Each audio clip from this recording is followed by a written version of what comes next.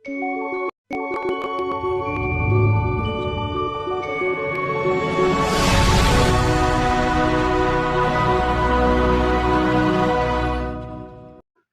దినము ప్రతి గడియ కాచి కాపాడుతున్న దేవుడైన సర్వ సృష్టిని చేసిన దేవుని జ్ఞాపకం చేసుకుంటున్నాం. ఈ దేవాది దేవుడు ఏ విధముగా తన అనాది ప్రణాళికను ఈ లోకములో మరి ఆయన నెరవేర్చారు.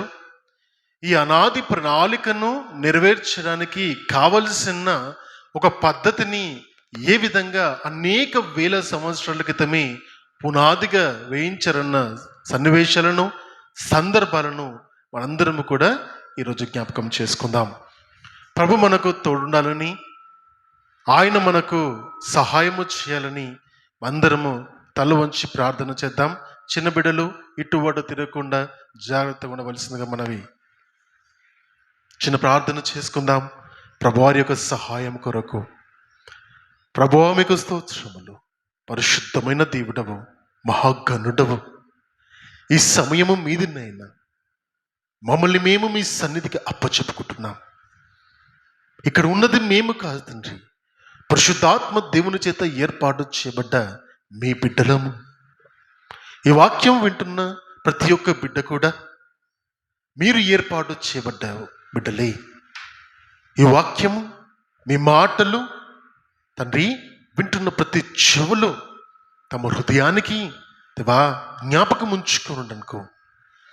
మీ అనాది ప్రణాళికను జ్ఞాపకం చేసుకుని తాము కూడా ప్రణాళికలో ఉన్నామని ఎరిగి మీ వైపు తిరిగినట్లుగా, మిమ్మల్ని మహింపరచినట్లుగా, మీ త్యాగమునకు విలువనిచ్చి బిడ్డలుగా ఉండినట్లుగా మీరే సహాయం దయచేయమని అడగచ్చు. నజరేయుడైన యేసయ్య అతి శ్రేష్టమైన నామములో ఈ ప్రార్థన అడుగుచున్నాను పరమ తండ్రి, ఆమేన్. శుభ శుక్రవారం యొక్క శుభములు మీకు తెలియపరుచున్నాను. ఈ శుభ శుక్రవారము ద గుడ్ ఫ్రైడే ప్రపంచవ్యాప్తంగా అన్ని క్రైస్తవ దేశాలలో క్రైస్తవులుగా విశ్వాసులుగా ఎంచబడుతున్న ప్రతి ఒక్కరు కూడా ఈనాటి ఈ పండుగను ఆచరిస్తారు. ఈనాటి ఈ పండుగకు ఒక గొప్ప విలువ, విశిష్టత ఉందని మనం అందరము తెలుసుకోవాలి. చరిత్ర ఉన్నది, ఉద్దేశం ఉన్నది, దేవుని యొక్క ప్రణాళిక ఉన్నది, ఆ ప్రణాళిక యొక్క నెరవేర్పు ఉన్నది. సమస్తము ఈ పండుగలో, ఈ సమయంలో ఇమిడి ఉన్న సంగతి మనందరం కూడా గమనించవలసిన వారంగా ఉన్నాం. అనుకొని వచ్చావో అనుకోకుండా వచ్చావో నీకు నీ హృదయానికి తెలుసు. కానీ దేవుడు ఈరోజు మీతో మాట్లాడడానికి మిమ్మల్ని ఏర్పాటు చేసిన సంగతిని మాత్రము జ్ఞాపకం ఉంచుకోవాలి. తన సన్నిధికి రావడానికి, తన సన్నిధిలో ఉండడానికి, తన మాటలు వినడానికి దేవుడు తాను ఏర్పాటు చేసిన బిడ్డలను మాత్రమే పిలుచుకుంటాడు. మనకంటే గొప్పవారు, మనకంటే జ్ఞానులు, మనకంటే పరిశుద్ధులు, మనకంటే నీతిమంతులు అనేక మందికి మేబీ అవకాశం లేదేమో. మన మంచివారమని, గొప్పవారమని కాదు, కేవలము దేవుని యొక్క ప్రణాళికలు ఈరోజు మనం ఉన్నామని ఎరిగి మహాదేవుని ఆలయంలో కూర్చుని భాగ్యమును దేవుడు ఈరోజు ఈ సమయము అందరికి ఇచ్చారు. గడిచిన సంవత్సరాలంతా కూడా తన ఆయుష్ చేత, తన ఆరోగ్యము చేత మనందరినీ కాచి కాపాడిన దేవునికి మహిమ కలుగును గాక. ఆ కృతజ్ఞతతో ప్రారంభించుకుందాం. గడిచిన సంవత్సరంలో ఈ పండుగను మనతో పాటు ఆచరించిన అనేక మంది ఈరోజు మన మధ్యలో లేరు. గడిచిన సంవత్సరంలో ఉన్న నీవు ఈ సంవత్సరం కూడా దేవుని సన్నిధిలో ఈ పండుగను ఆచరించడానికి నీ ఇక్కడ ఉన్నావు అంటే దేవుడు మరొక అవకాశం మన జీవితాల్లో పొడిగించారు. ఈ సంవత్సరం మనందరం జరుపుకుంటున్నాం. వచ్చే సంవత్సరము ఎంతమంది ఉంటామో తెలియదు. కాబట్టి చాలా జాగ్రత్తగా దేవుని సన్నిధిలో ఉన్నామని ఎరిగి భయముతో, భక్తితో, పరిశుద్ధాత్మ శక్తితో మనందరము కూడా నింపబడి, దేవా నాతో ఏం మాట్లాడతావు ఈరోజు, దేవా ఈరోజు నీ వర్తమానములో నాకు ఏం నేర్పిస్తావని నీ హృదయాన్ని నువ్వు సిద్ధపరచుకో. ఈరోజు పండుగ ప్రపంచవ్యాప్తంగా చేసుకునే పండుగ గుడ్ ఫ్రైడే లేదా పస్కా. యూదులు పస్కా పండుగను ఆచరించే దినమిది. యూదులు పస్కా పండుగను ప్రతి సంవత్సరం ఆచరించే సమయం ఇది. మరి ఆనాటి యూదుల యొక్క ఆ పండుగ ఈనాడు క్రైస్తవుల యొక్క యేసుక్రీస్తు ప్రభువారి యొక్క మరణమునకు ఏ విధంగా అనుసంధానము చేయబడి ఉన్నదన్న విషయాన్ని, అర్థాన్ని చేసుకుంటూ ఆత్మదేవుడు కలిగించే ఆత్మరూపకమైన మాటలను దేవుడు మనకు అనుగ్రహించాలని నేర్చుకుందాం. పస్కా, పషాక్ అన్న మాటను మనం చూస్తున్నప్పుడు ఇంకొక మాటలో పాస్ ఓవర్ అని కూడా మనం చూస్తాము. ఒకసారి మనం బైబిల్స్ ఓపెన్ చేసి నిర్గమకాండములోని 12వ అధ్యాయము 11వ వచనం నుండి మనం కొన్ని వచనాలు చదువుకుందాం. నిర్గమకాండములోని 12వ అధ్యాయము 11వ వచనం నుండి చదువుకుందాం. మీరు దానిని తినవలసిన విధమీదనగా మీ నడుం కట్టుకొని, మీ చెప్పులు తొడుక్కొని, మీ కర్రలు చేతబట్టుకొని త్వరపడొచ్చు దాన్ని తినవలెను. అది యెహోవాకు పస్కా బలి. ఆ రాత్రి నేను ఐగుప్తు దేశమందు సంచరించి ఐగుప్తు దేశమందలి మనుషుల్లోనే కానీ జంతువులలోనే కానీ తొలి సంతతిని అంతటిని హతము చేసి ఐగుప్తు దేవతలందరికీ తీర్పు తీర్చెదను. నేను యెహోవాను. మీరున్న ఇండ్ల మీద ఆ రక్తము మీకు గుర్తుగా ఉండును. నేను ఆ రక్తమును చూచి మిమ్మల్ని నశింప చేయక దాటిపోయేదన్న మాటకే పాస్ ఓవర్ అని అర్థము. రైట్? నేను ఐగుప్తు దేశమును పాడు చేయుచుండగా మిమ్మల్ని సంహరించుటకు తెగులు మీ మీదికి రాదు.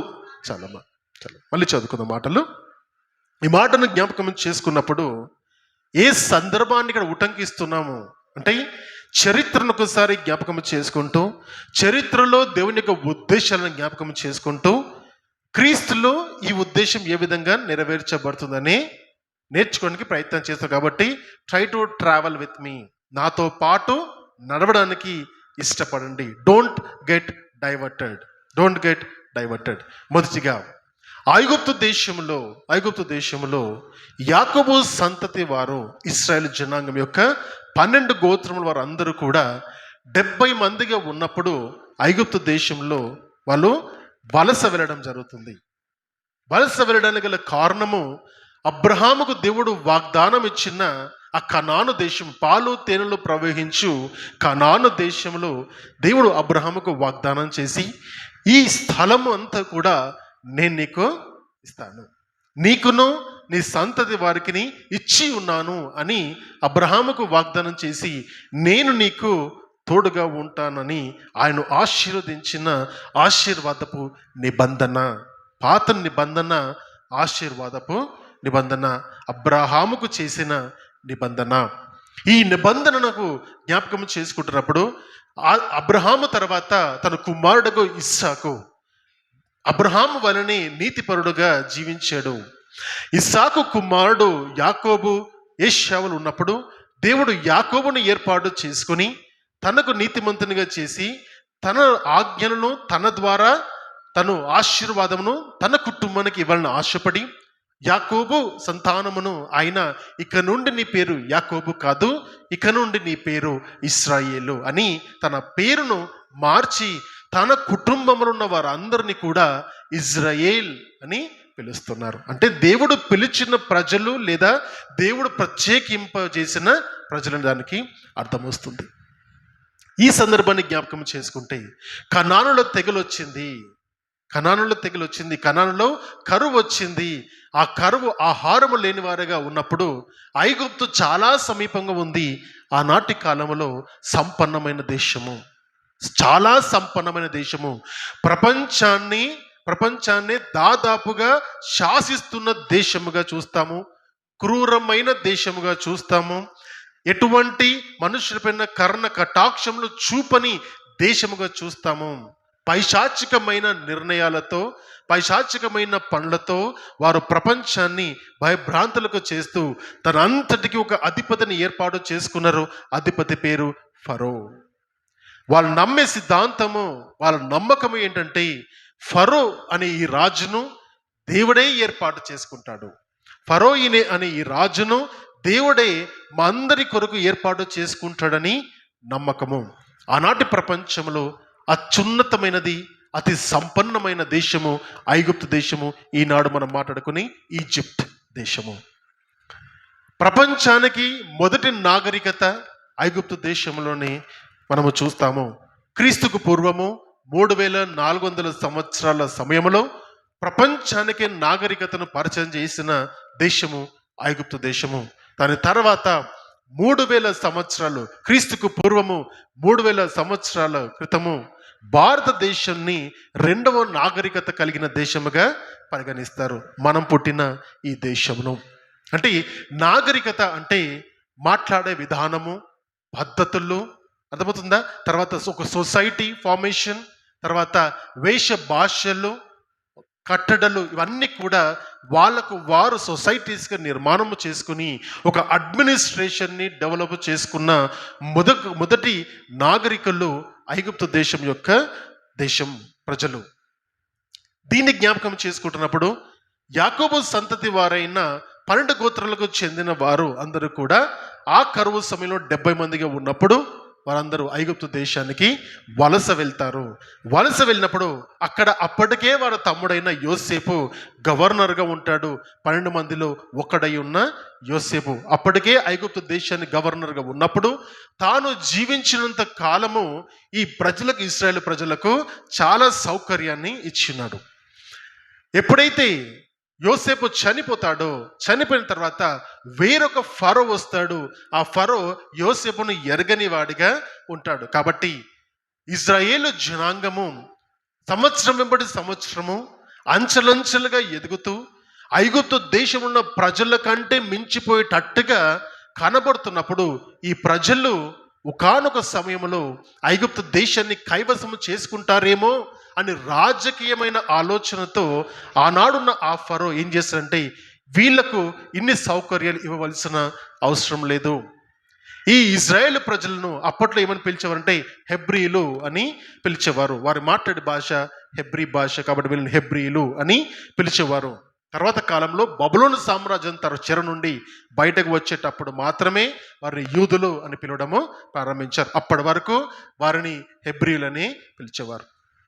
ఆ ఫరో వచ్చినప్పుడు ఆ ఫరో చేసిన చట్టం ఏంటంటే ఈ ఇశ్రాయేలు, ఈ హెబ్రీలందరినీ కూడా బానిసలుగా చేసుకుందాం, కట్టు బానిసలుగా చేసుకుందామని వారితో అక్కడున్న ఇప్పుడు మనం చూస్తున్న పిరమిడ్లు, ప్రపంచంలోనే 8 వండర్స్లో వన్ ఆఫ్ ద వండర్ అయిన ఆ పిరమిడ్స్ని కట్టింది ఆనాడు మన పూర్వీకులైన మరి యాకోబు సంతానమైన హెబ్రీలు, ఇశ్రాయేలు ప్రజలు. మరి వారి చేత అటువంటి పనులు చేయించి వాళ్ళని అణగదొరుకుతూ బానిసత్వంలో ఉంచారు. ఎన్ని సంవత్సరాలు అంటే 430 సంవత్సరాలు. 70 మందిగా వెళ్ళిన ఆ ప్రజలు ఈ 430 సంవత్సరాలలో దాదాపుగా 30 లక్షల మందిగా మార్చబడ్డారు. గమనించండి, 30 లక్షల మంది బానిసలు అప్పటికే ఐగుప్తులో ఉన్నారు అంటే ఐగుప్తు ఎంత బలమైనదో అర్థం చేసుకోండి. ఈ విధంగా మనం ఆలోచన చేస్తున్నప్పుడు దాదాపుగా 10 తరాలు, ప్రతి 40 సంవత్సరానికి ఒక తరం అని అనుకుంటే 10 తరాల వరకు కూడా ఐగుప్తుల్లో బానిసత్వాన్ని ఊడిగం చేసుకుంటున్న ప్రజలు వారి దేవునికి మొక్కినప్పుడు, యెహోవా దేవునికి మొక్కినప్పుడు, నా దేవా మమ్మల్ని కాపాడు, మమ్మల్ని రక్షించుమని అడిగినప్పుడు తన ప్రజల వేదనను విన్న యెహోవా దేవుడు మోషేను ఏర్పాటు చేసుకొని తనకు మిద్యాను దేశములో ఆ కొండ పైన తనకు దర్శనమిచ్చి, మోషే నా ప్రజలను విమోచించడానికి నేను నిన్ను ఏర్పాటు చేసుకున్నాను, నువ్వు చేయవలసిన పని నువ్వు ఫరో దగ్గరికి వెళ్ళు, ఆయన ఎదిరించి నా ప్రజలను విడిపించమని చెప్పు, విడిపించకపోతే అక్కడ 10 తెగుళ్లను చెయ్యి అని మోషేను బలపరిచి తనతో పాటు అహరోనునిచ్చి, తన అన్నైన అహరోనునిచ్చి కలిసి ఫరో దగ్గరికి పంపించిన తర్వాత ఫరో దానికి ఒప్పుకోకుండా తను చేసిన అద్భుతాలకు ప్రతిగా అక్కడ ఉన్న అద్భుతగాళ్ళు, మాంత్రికులను పిలిపించి మోషే చేసిన అటువంటి అద్భుతాలను వారు కూడా కొన్ని చేయడానికి ప్రయత్నం చేస్తారు. కానీ దేవుడు శక్తివంతుడై ఉన్నాడు గనుక వారి మంత్రతంత్రాలు కొంతవరకు పనిచేసాయి. కానీ మోషే చేసిన అద్భుతాలు ఫరోను భయపెట్టాయి.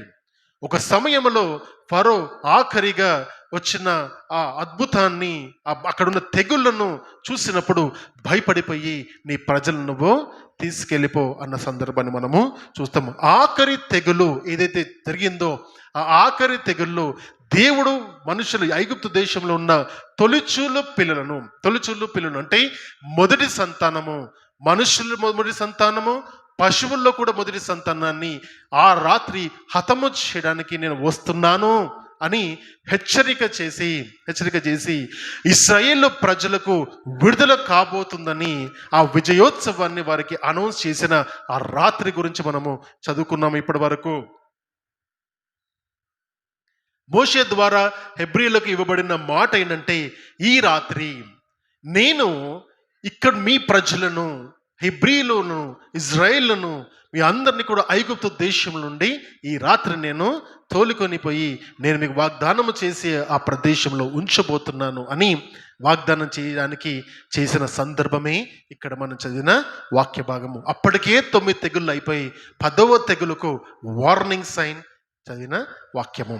ఆ సమయంలో చేయవలసిన పని అంటే సంహారపు దూతను దేవుడు ప్రజల్లోకి ఐగుప్తు దేశంలోకి పంపించేటప్పుడు హెబ్రీలకు ఇచ్చిన మాట, ఇజ్రాయేల్ ప్రజలకు చెప్పిన మాట ఏంటంటే, మీరు ఆ సంహారపు దూత చేతికి దొరకకుండా నశించిపోకుండానట్లు మీరు ఒక పని చేయాలి. ఆ పని ఏంటంటే, మీరొక నిష్కలంకమైన నిర్దోషమైన ఒక గొర్రె పిల్లను మీరు తీసుకొని వచ్చి దాన్ని వధించి దాన్ని వండకుండా దాన్ని కాల్చి తన ఎముకలలో ఏ ఎముక కూడా విరగకుండా మీరు ఏం చేయాలంటే దాన్ని కాల్చి, దానితో పాటు అప్పటి వరకు మీ ఇంట్లో ఉన్న పులిసిన పిండితో ఉన్న సమస్తమును కూడా, పులిసిన దాన్ని బయట పారవేసి పులియని రొట్టెలను మీరు చేసుకొని కొన్ని మూలికలను, కొన్ని చెట్లను మీరు దగ్గర పెట్టుకొని మీరు సిద్ధంగా ఉండాలి. ఏ విధంగా ఉండాలి? ఒకటి, పస్కా అనే ఆ పశువు నిర్దోషమైనది, నిష్కలంకమైనది, ఏ దోషము లేనిదే ఉండాలని వారికి ఇచ్చిన ఆజ్ఞ. అటువంటి గొర్రె పిల్లను మీరు ఏర్పాటు చేసుకోవాలి. ఆ గొర్రె పిల్లను ఏర్పాటు చేసుకుని ఆ గొర్రె పిల్లను ఆనాడు దాన్ని వధించాలి. తన రక్తాన్ని సపరేట్గా తీసి ఆ మిగిలిపోయిన శరీరమును కాల్చి ఎముకలు విరగకుండా చూసుకొని దీన్ని కాల్చిన తర్వాత అది మీకు ఆహారముగా ఉంటుంది కాబట్టి అది పక్కకు పెట్టుకోండి. తర్వాత పులిని రొట్టెలు చేసుకోండి, దాన్ని పక్కకు పెట్టుకోండి. తర్వాత చేదు సంబంధించిన ఆహారాలు అంటే కాకరకాయ అటువంటి వాటిని మీరు దగ్గర పెట్టుకోండి.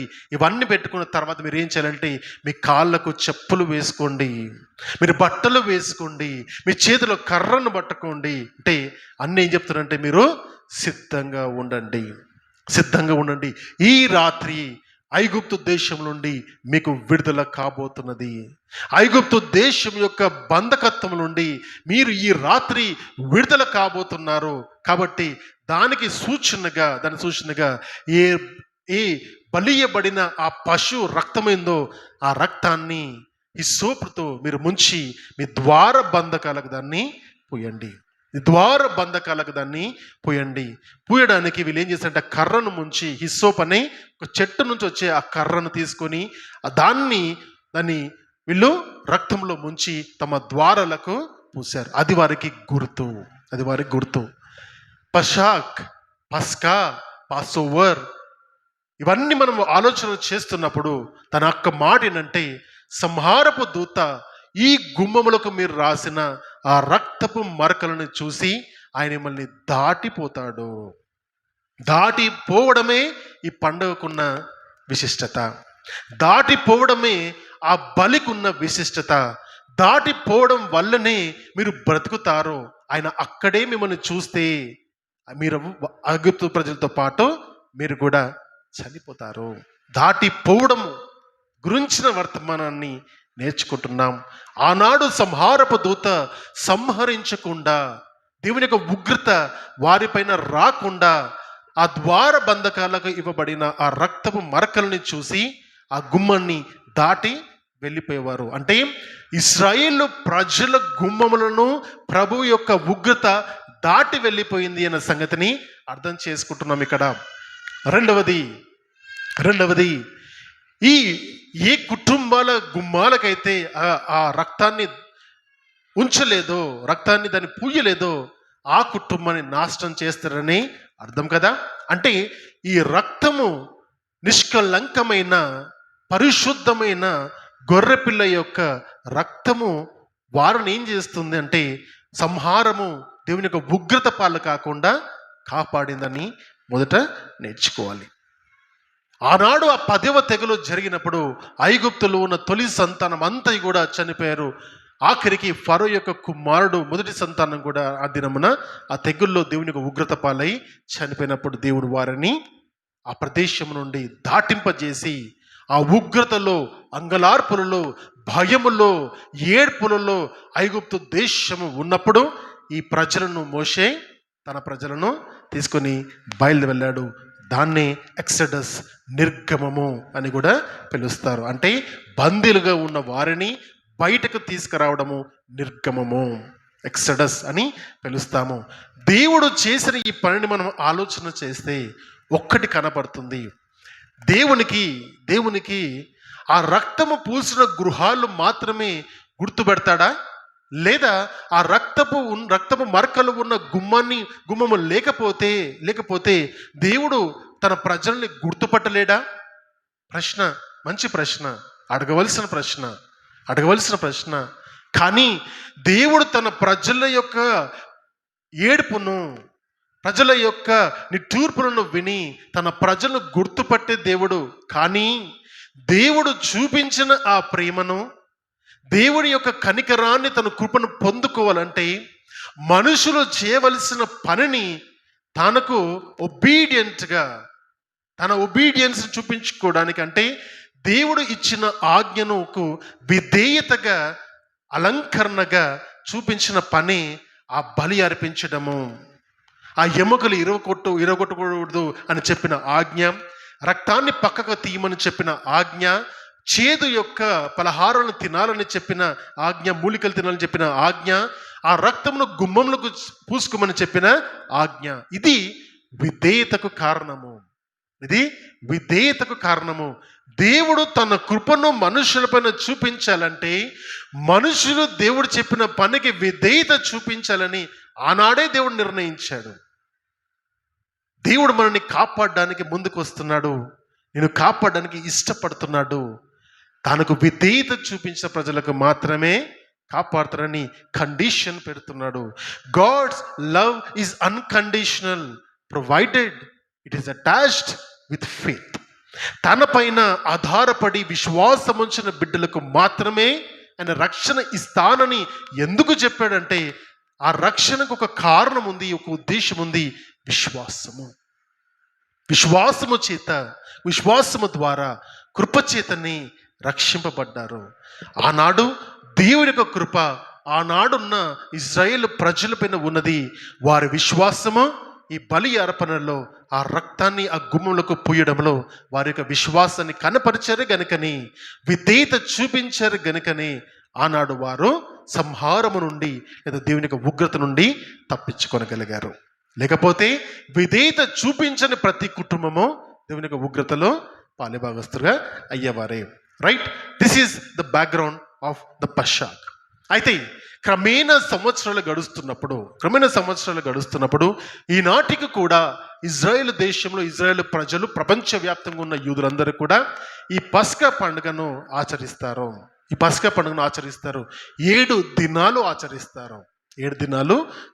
క్రమేణా కొన్ని పద్ధతులు చిన్నగా మారినా కూడా ఈ పండుగను వారు చాలా ఖచ్చితంగా ఆచరిస్తారు.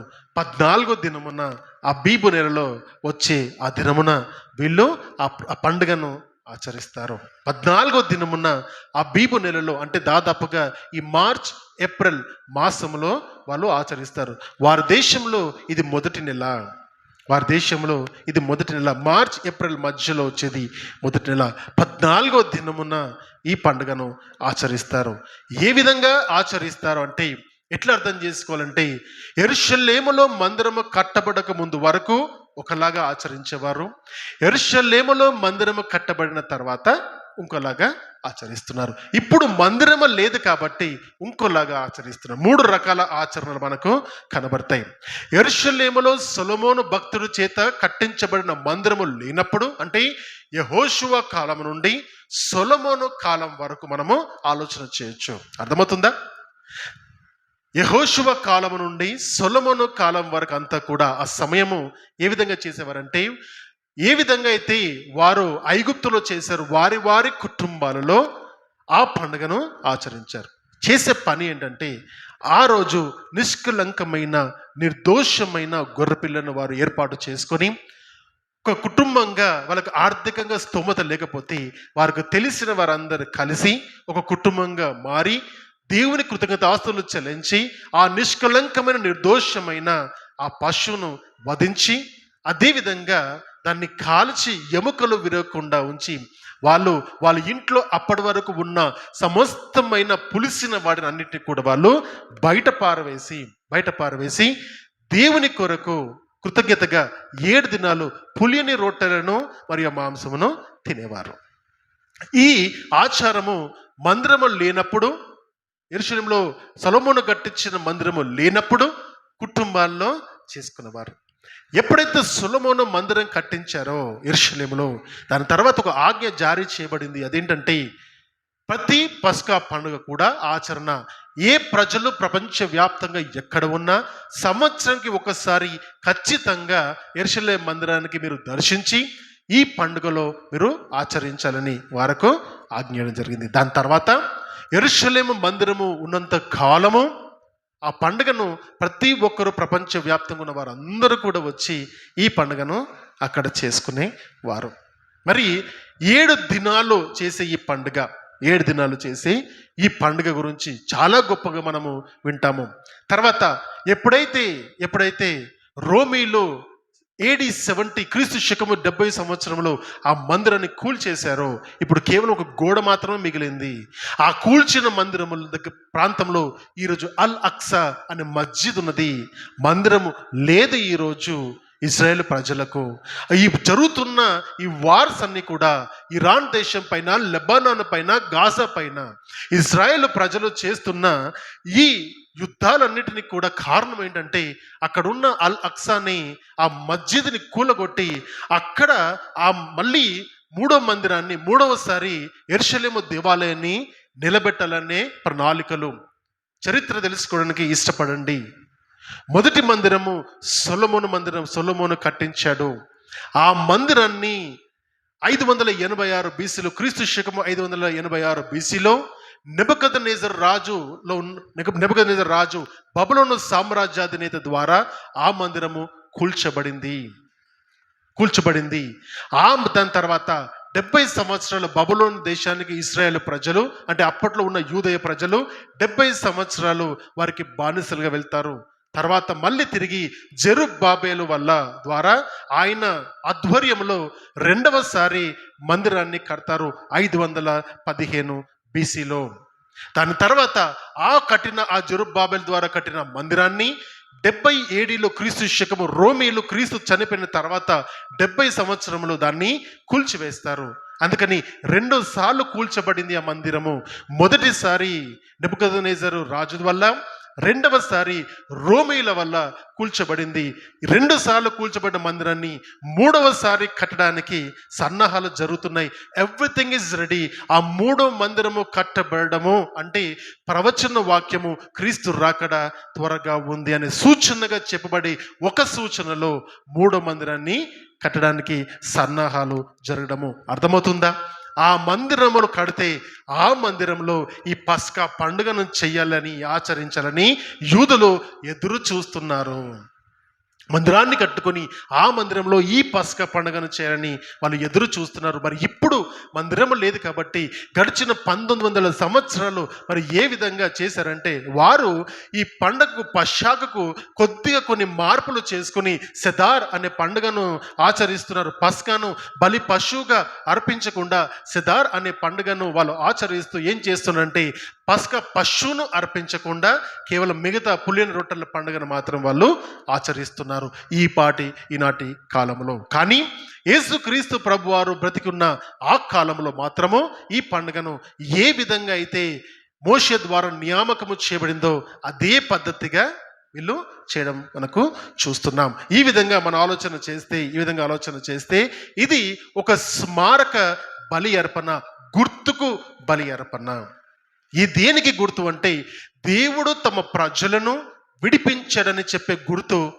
ప్రతి ఇజ్రాయేలు కుటుంబంలో ఉన్న కుటుంబ పెద్ద ఈ పస్కా పండుగ దినమున తన కుటుంబానికి అంతా కూడా ఇప్పుడు మీకు చెప్పిన వాటన్ని విషయాలు ఆ కుటుంబ పెద్ద ఆ కుటుంబానికి చెబుతాడు. మళ్ళీ నెమ్మరు వేసుకుంటూ దేవుడు చేసిన ఆ విడుదల కార్యాన్ని జ్ఞాపకం చేసుకుంటూ వాళ్ళు ఆ దినాన్ని, ఆ పండుగను ఆచరిస్తారు ఈ 7 దినాలలో. అయితే ఈ విధంగా మనం ఆలోచన చేస్తే ఇక్కడ మరి పస్కా గురించిన విషయాన్ని నేర్చుకున్నాం. హిస్టారికల్, చారిత్రకంగా దీనికి ఉన్న విలువను నేర్చుకున్నాం. అయితే మనం ఈరోజు మనమెందుకు దీని గురించి మనము ఆలోచన చేస్తున్నామని ఒక్కసారి ఆలోచన చేస్తే, టర్న్ యువర్ బైబుల్స్ ఒకసారి మనం చూద్దాం. కొరింథీయులకు రాసిన మొదటి పత్రిక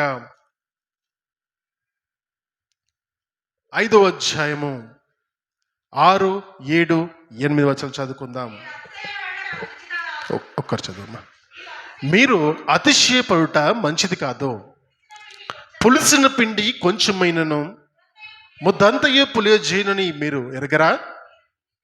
మీరు పులిపిండి లేనివారు గనుక కొత్త ముద్ద అవుటకై ఆ పాతదైన పులిపిండిని తీసి పారవేడి. ఈ మాటను జ్ఞాపకం చేసుకోండి.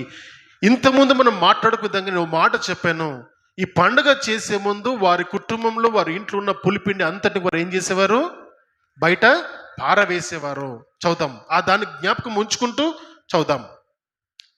ఇంతేకాక క్రీస్తువను మన పస్కా పశువు వధింపబడెను. గమనించండి, ఇక్కడ సాదృశ్యంగా ఆనాడు చెప్పబడిన గొర్రె పిల్లను ఇక్కడ పౌలు భక్తుడు కన్ఫర్మ్ చేస్తున్నారు. ఏమనంటే, మనము ఆచరించే ఈ పస్కా పండుగ దాని యొక్క విలువలు కొద్దిగా మారాయి, ఇంకా పరిపూర్ణంగా మారింది. ఏంటంటే, మనము ఆచరించే ఈ పండుగ కేవలము బలి అర్పణ, గొర్రెపిల్ల రక్తంలో ఉన్న బలి అర్పణ మాత్రమే కాదు, కానీ మనందరి తరఫున యేసుక్రీస్తు ప్రభువారే ఆనాడు బలి అయిన పస్కా పశువు అన్నట్టుగా మనం చూస్తున్నాం. ఇంతేకాక క్రీస్తు మన పస్కా పశువు వధింపబడెను గనుక పాతదైన పులిపిండితోనైనను, అంటే దుర్మార్గతయో దుష్టత్వమును పులిపిండితోనైనను కాకుండా నిష్కాపట్యమును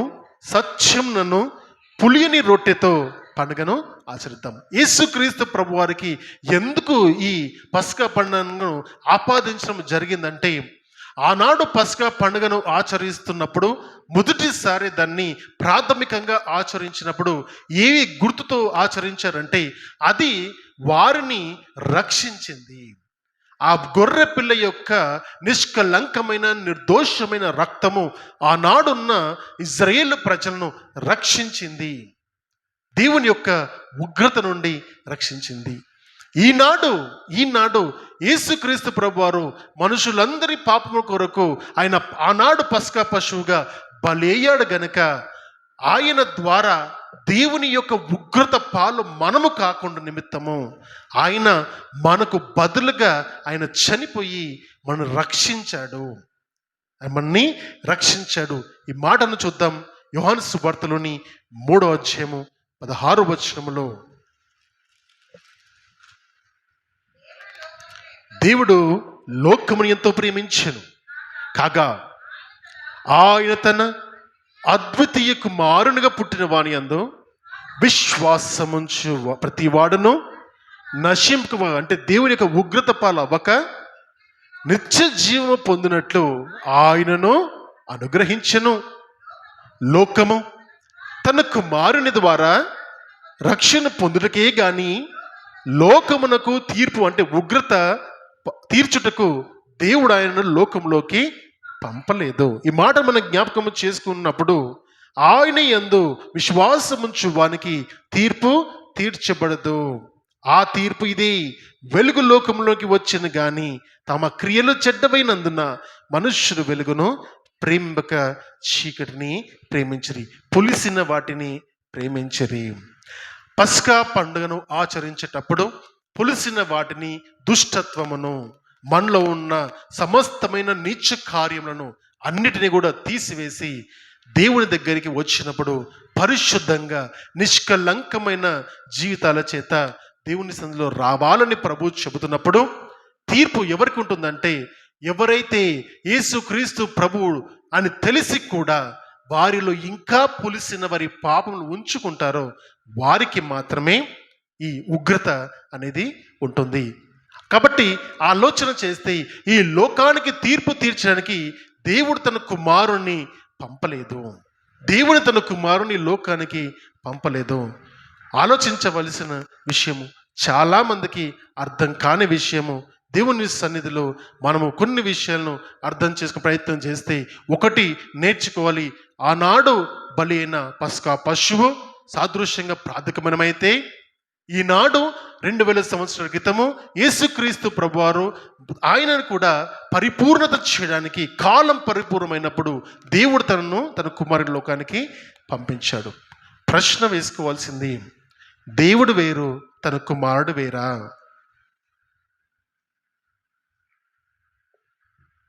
దేవుడు వేరు, తన కుమారుడు వేరు. చాలా మంది యొక్క విషయాన్ని గమనించండి. తన కుమారుడు దేవుడు నరరూపధారిగా ఏ విధంగా ఉంటాడు, ఉండలేడు అన్న ఉద్దేశంతో ఒక దేశము, కొన్ని దేశాలు, ఒక తెగ ప్రారంభించబడింది. అదే ఈరోజు మనం చూస్తున్న ఇస్లాం దేశం.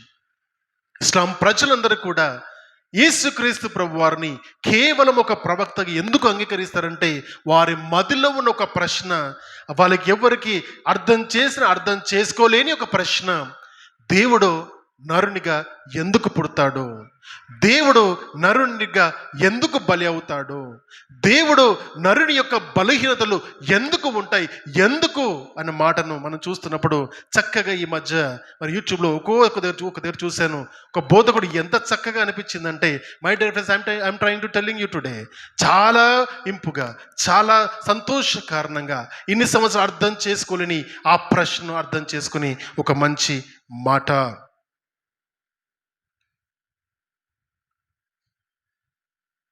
ఈ బాటిల్ కనుక దేవుడు అనుకుంటే, ఇది యేసుక్రీస్తు ప్రభువారు అయితే, ఈ దీంట్లో ఉన్నదేంటి, దీంట్లో ఉన్నాయేంటి, బాటిల్గా దీంట్లో ఉన్నాయేంటి, నీళ్ళు. అర్థమవుతుందా? ఈ బాటిల్లో ఉన్నది నీళ్ళు. ఈ బాటిల్లో నీళ్ళు గ్లాసులో పెడితే, గ్లాసులో పోస్తే, ఈ గ్లాసులో ఏమున్నాయి, ఈ గ్లాసులో ఏమున్నాయి, నీళ్ళున్నాయి. ఈ బాటిల్లో ఏమున్నాయి, నీళ్ళున్నాయి. ఈ బాటిల్లో ఉన్న నీళ్ళు, ఈ గ్లాసులో ఉన్న నీళ్లు వేరా? బాటిల్లో ఉన్న నీరు, గ్లాసులో ఉన్న నీరు వేరా? బాటిల్లో ఉన్న దేవుడు, గ్లాసులో ఉన్న దేవుడు వేరా? యేసు ప్రభువారు చెబుతున్న మాట, యేసు ప్రభువారు చెప్పిన మాట యోహాను సువార్త 14వ అధ్యాయంలో, మీరు నన్ను చూచి ఉన్నారు కాబట్టి నా తండ్రిని కూడా చూచి ఉన్నారు. ఫిలిప్ అడుగుతున్న, ప్రభువా మాకైతే ఈ బాటిల్ చూపితావా, మా బాటిల్ చూపి అని ఫిలిప్ అడుగుతున్నప్పుడు ఫిలిప్పును గద్దిస్తూ అంటున్న మాట, ఫిలిప్పు నన్ను చూసావు కదా, నా తండ్రిని కూడా చూసినట్టే. అర్థమవుతుందా? There is no difference my dear friend. ఈ ప్రశ్న అనేక మందిని వెంటాడుతున్నప్పుడు ఏం మారిందంటే, రూపము మారింది మాత్రమే, లోపట ఉన్న సమస్తము సేమ్. అర్థమవుతుందా? గ్లాసులో మనుష్య రూపకంగా బాటిల్లో పట్టే నీళ్లు మొత్తము గ్లాసులో పట్టకపోవచ్చు, శరీరధారిగా ప్రభు వచ్చారు కాబట్టి. శరీరం యొక్క బలహీనతల్లో లిమిటేషన్స్ తనకు ఉండొచ్చు, కానీ తనలో ఉన్న దైవత్వం మాత్రము మారలేదు. ఇది మనం జ్ఞాపకం చేసుకోవాలి. దేవుడే దేవుడే నర్రూపధారికి లోకానికి అవతరించి మనుషుల పాపంలో మోసుకొని పోయి దేవుని గొర్రె పిల్లగా తను సాదృశ్యంగా చూపించుకుంటున్నాడు అంటే దాని అర్థం ఏంటంటే దేవుడిలో ఉన్నవాడు, పరలోకంలో ఉన్నవాడు, ఈ లోకంలో ఉన్నవాడు ఒక్కడే.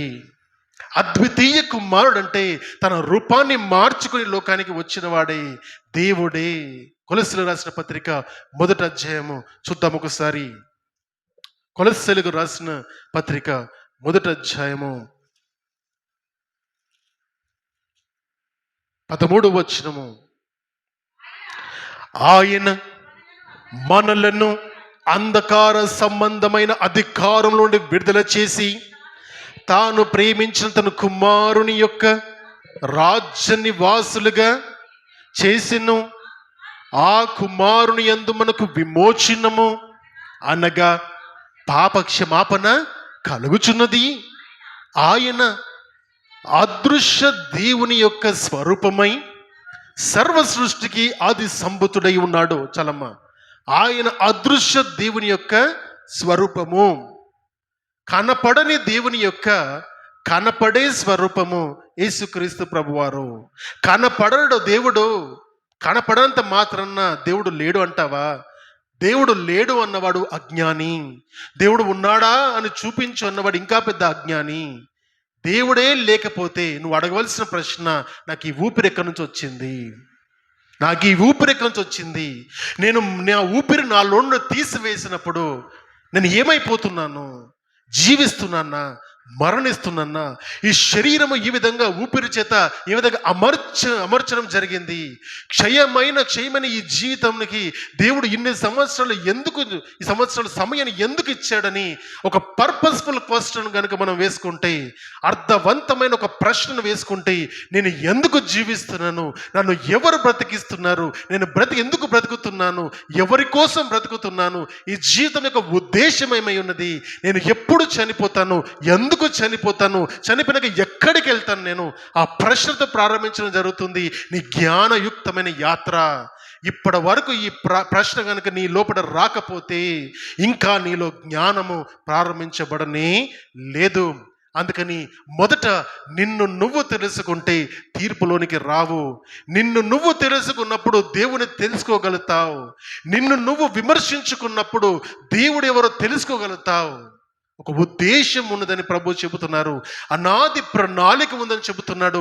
యేసుక్రీస్తు ప్రభు అని ప్రశ్నించే ప్రతి ఒక్కరికి, ఈనాడు మీరు నమ్మిన దేవుణ్ణి లోకమంతా కలిసి చంపారంట కదా అని మాట్లాడుతున్నప్పుడు, my dear friends, I am telling you today, who are they to kill my God? Who are they? Who are they? Yohan రాసిన పత్రికలోని, యోహన్ సువార్తలోని 10వ అధ్యాయం చూద్దాం.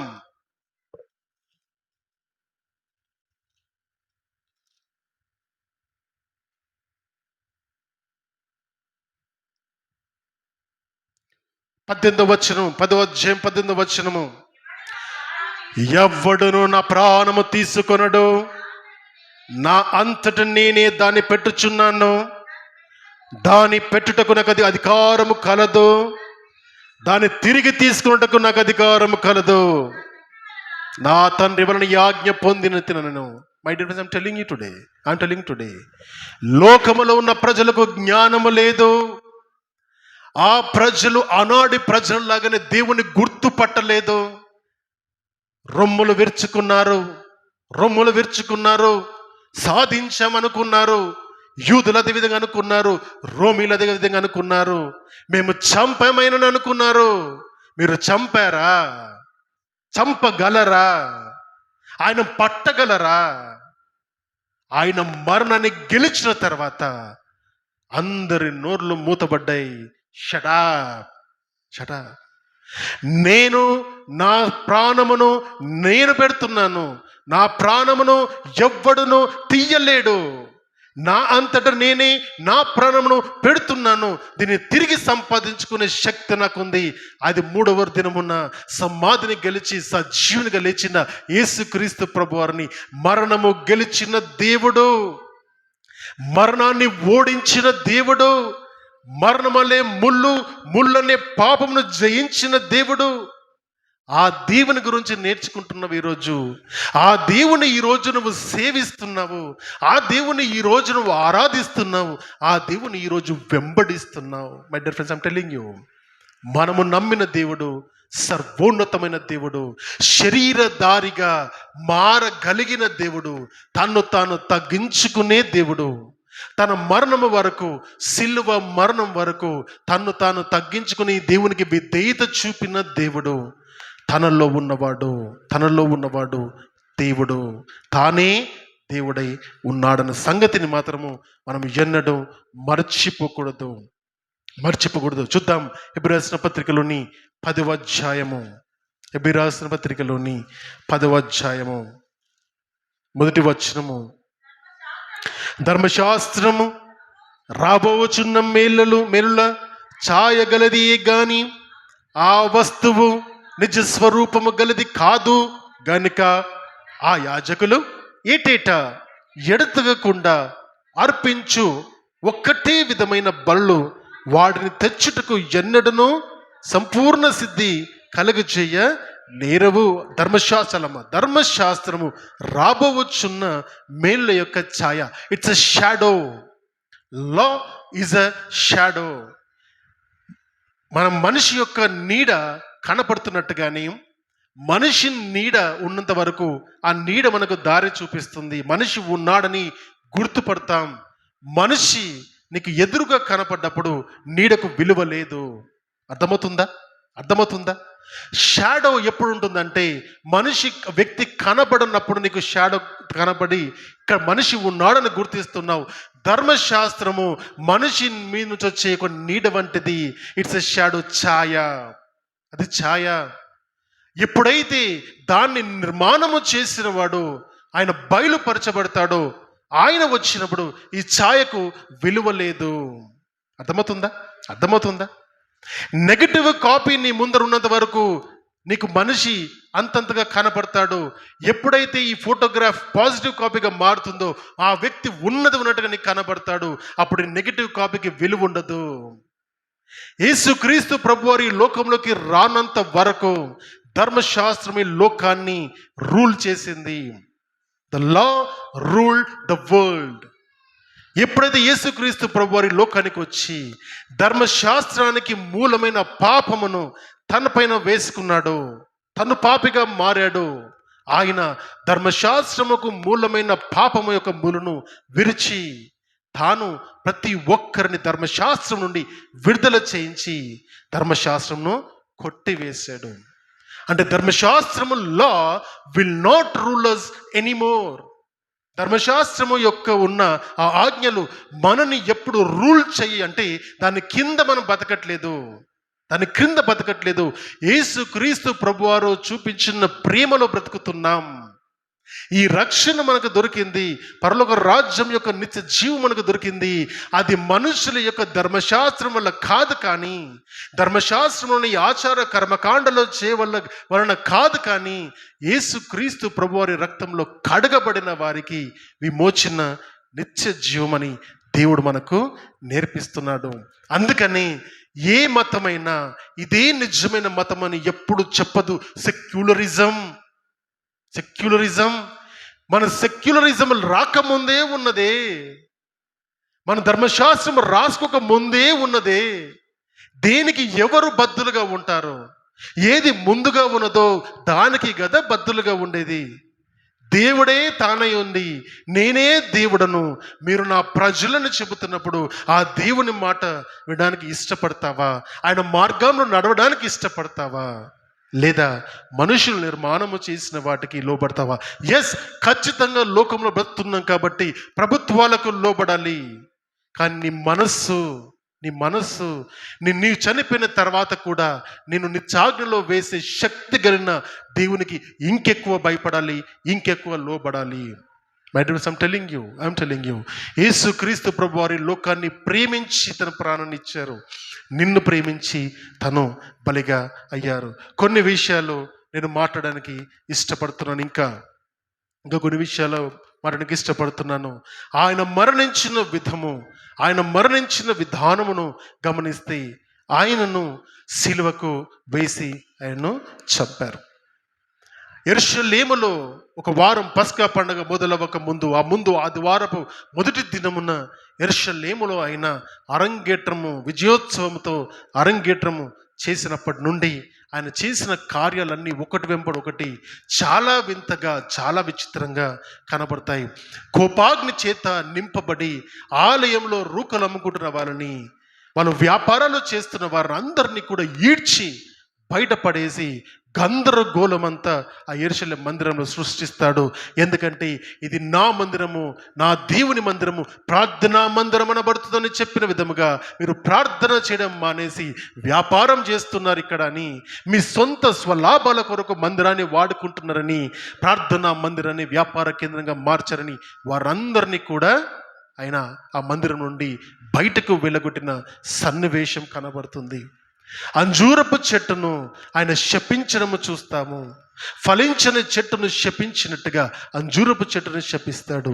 ఈ లోకములో అధికారికి లోబడినట్టుగాని కైజరువికి దేవునికి ఇవ్వమని చెప్పిన మాటను జ్ఞాపకం చేసుకుంటూ లోకంలో ఉన్నవు గనుక లోకాధికారికి ఏ వాటికి లోబడలో వాటికి లోబడు, వాటిని చెల్లించు.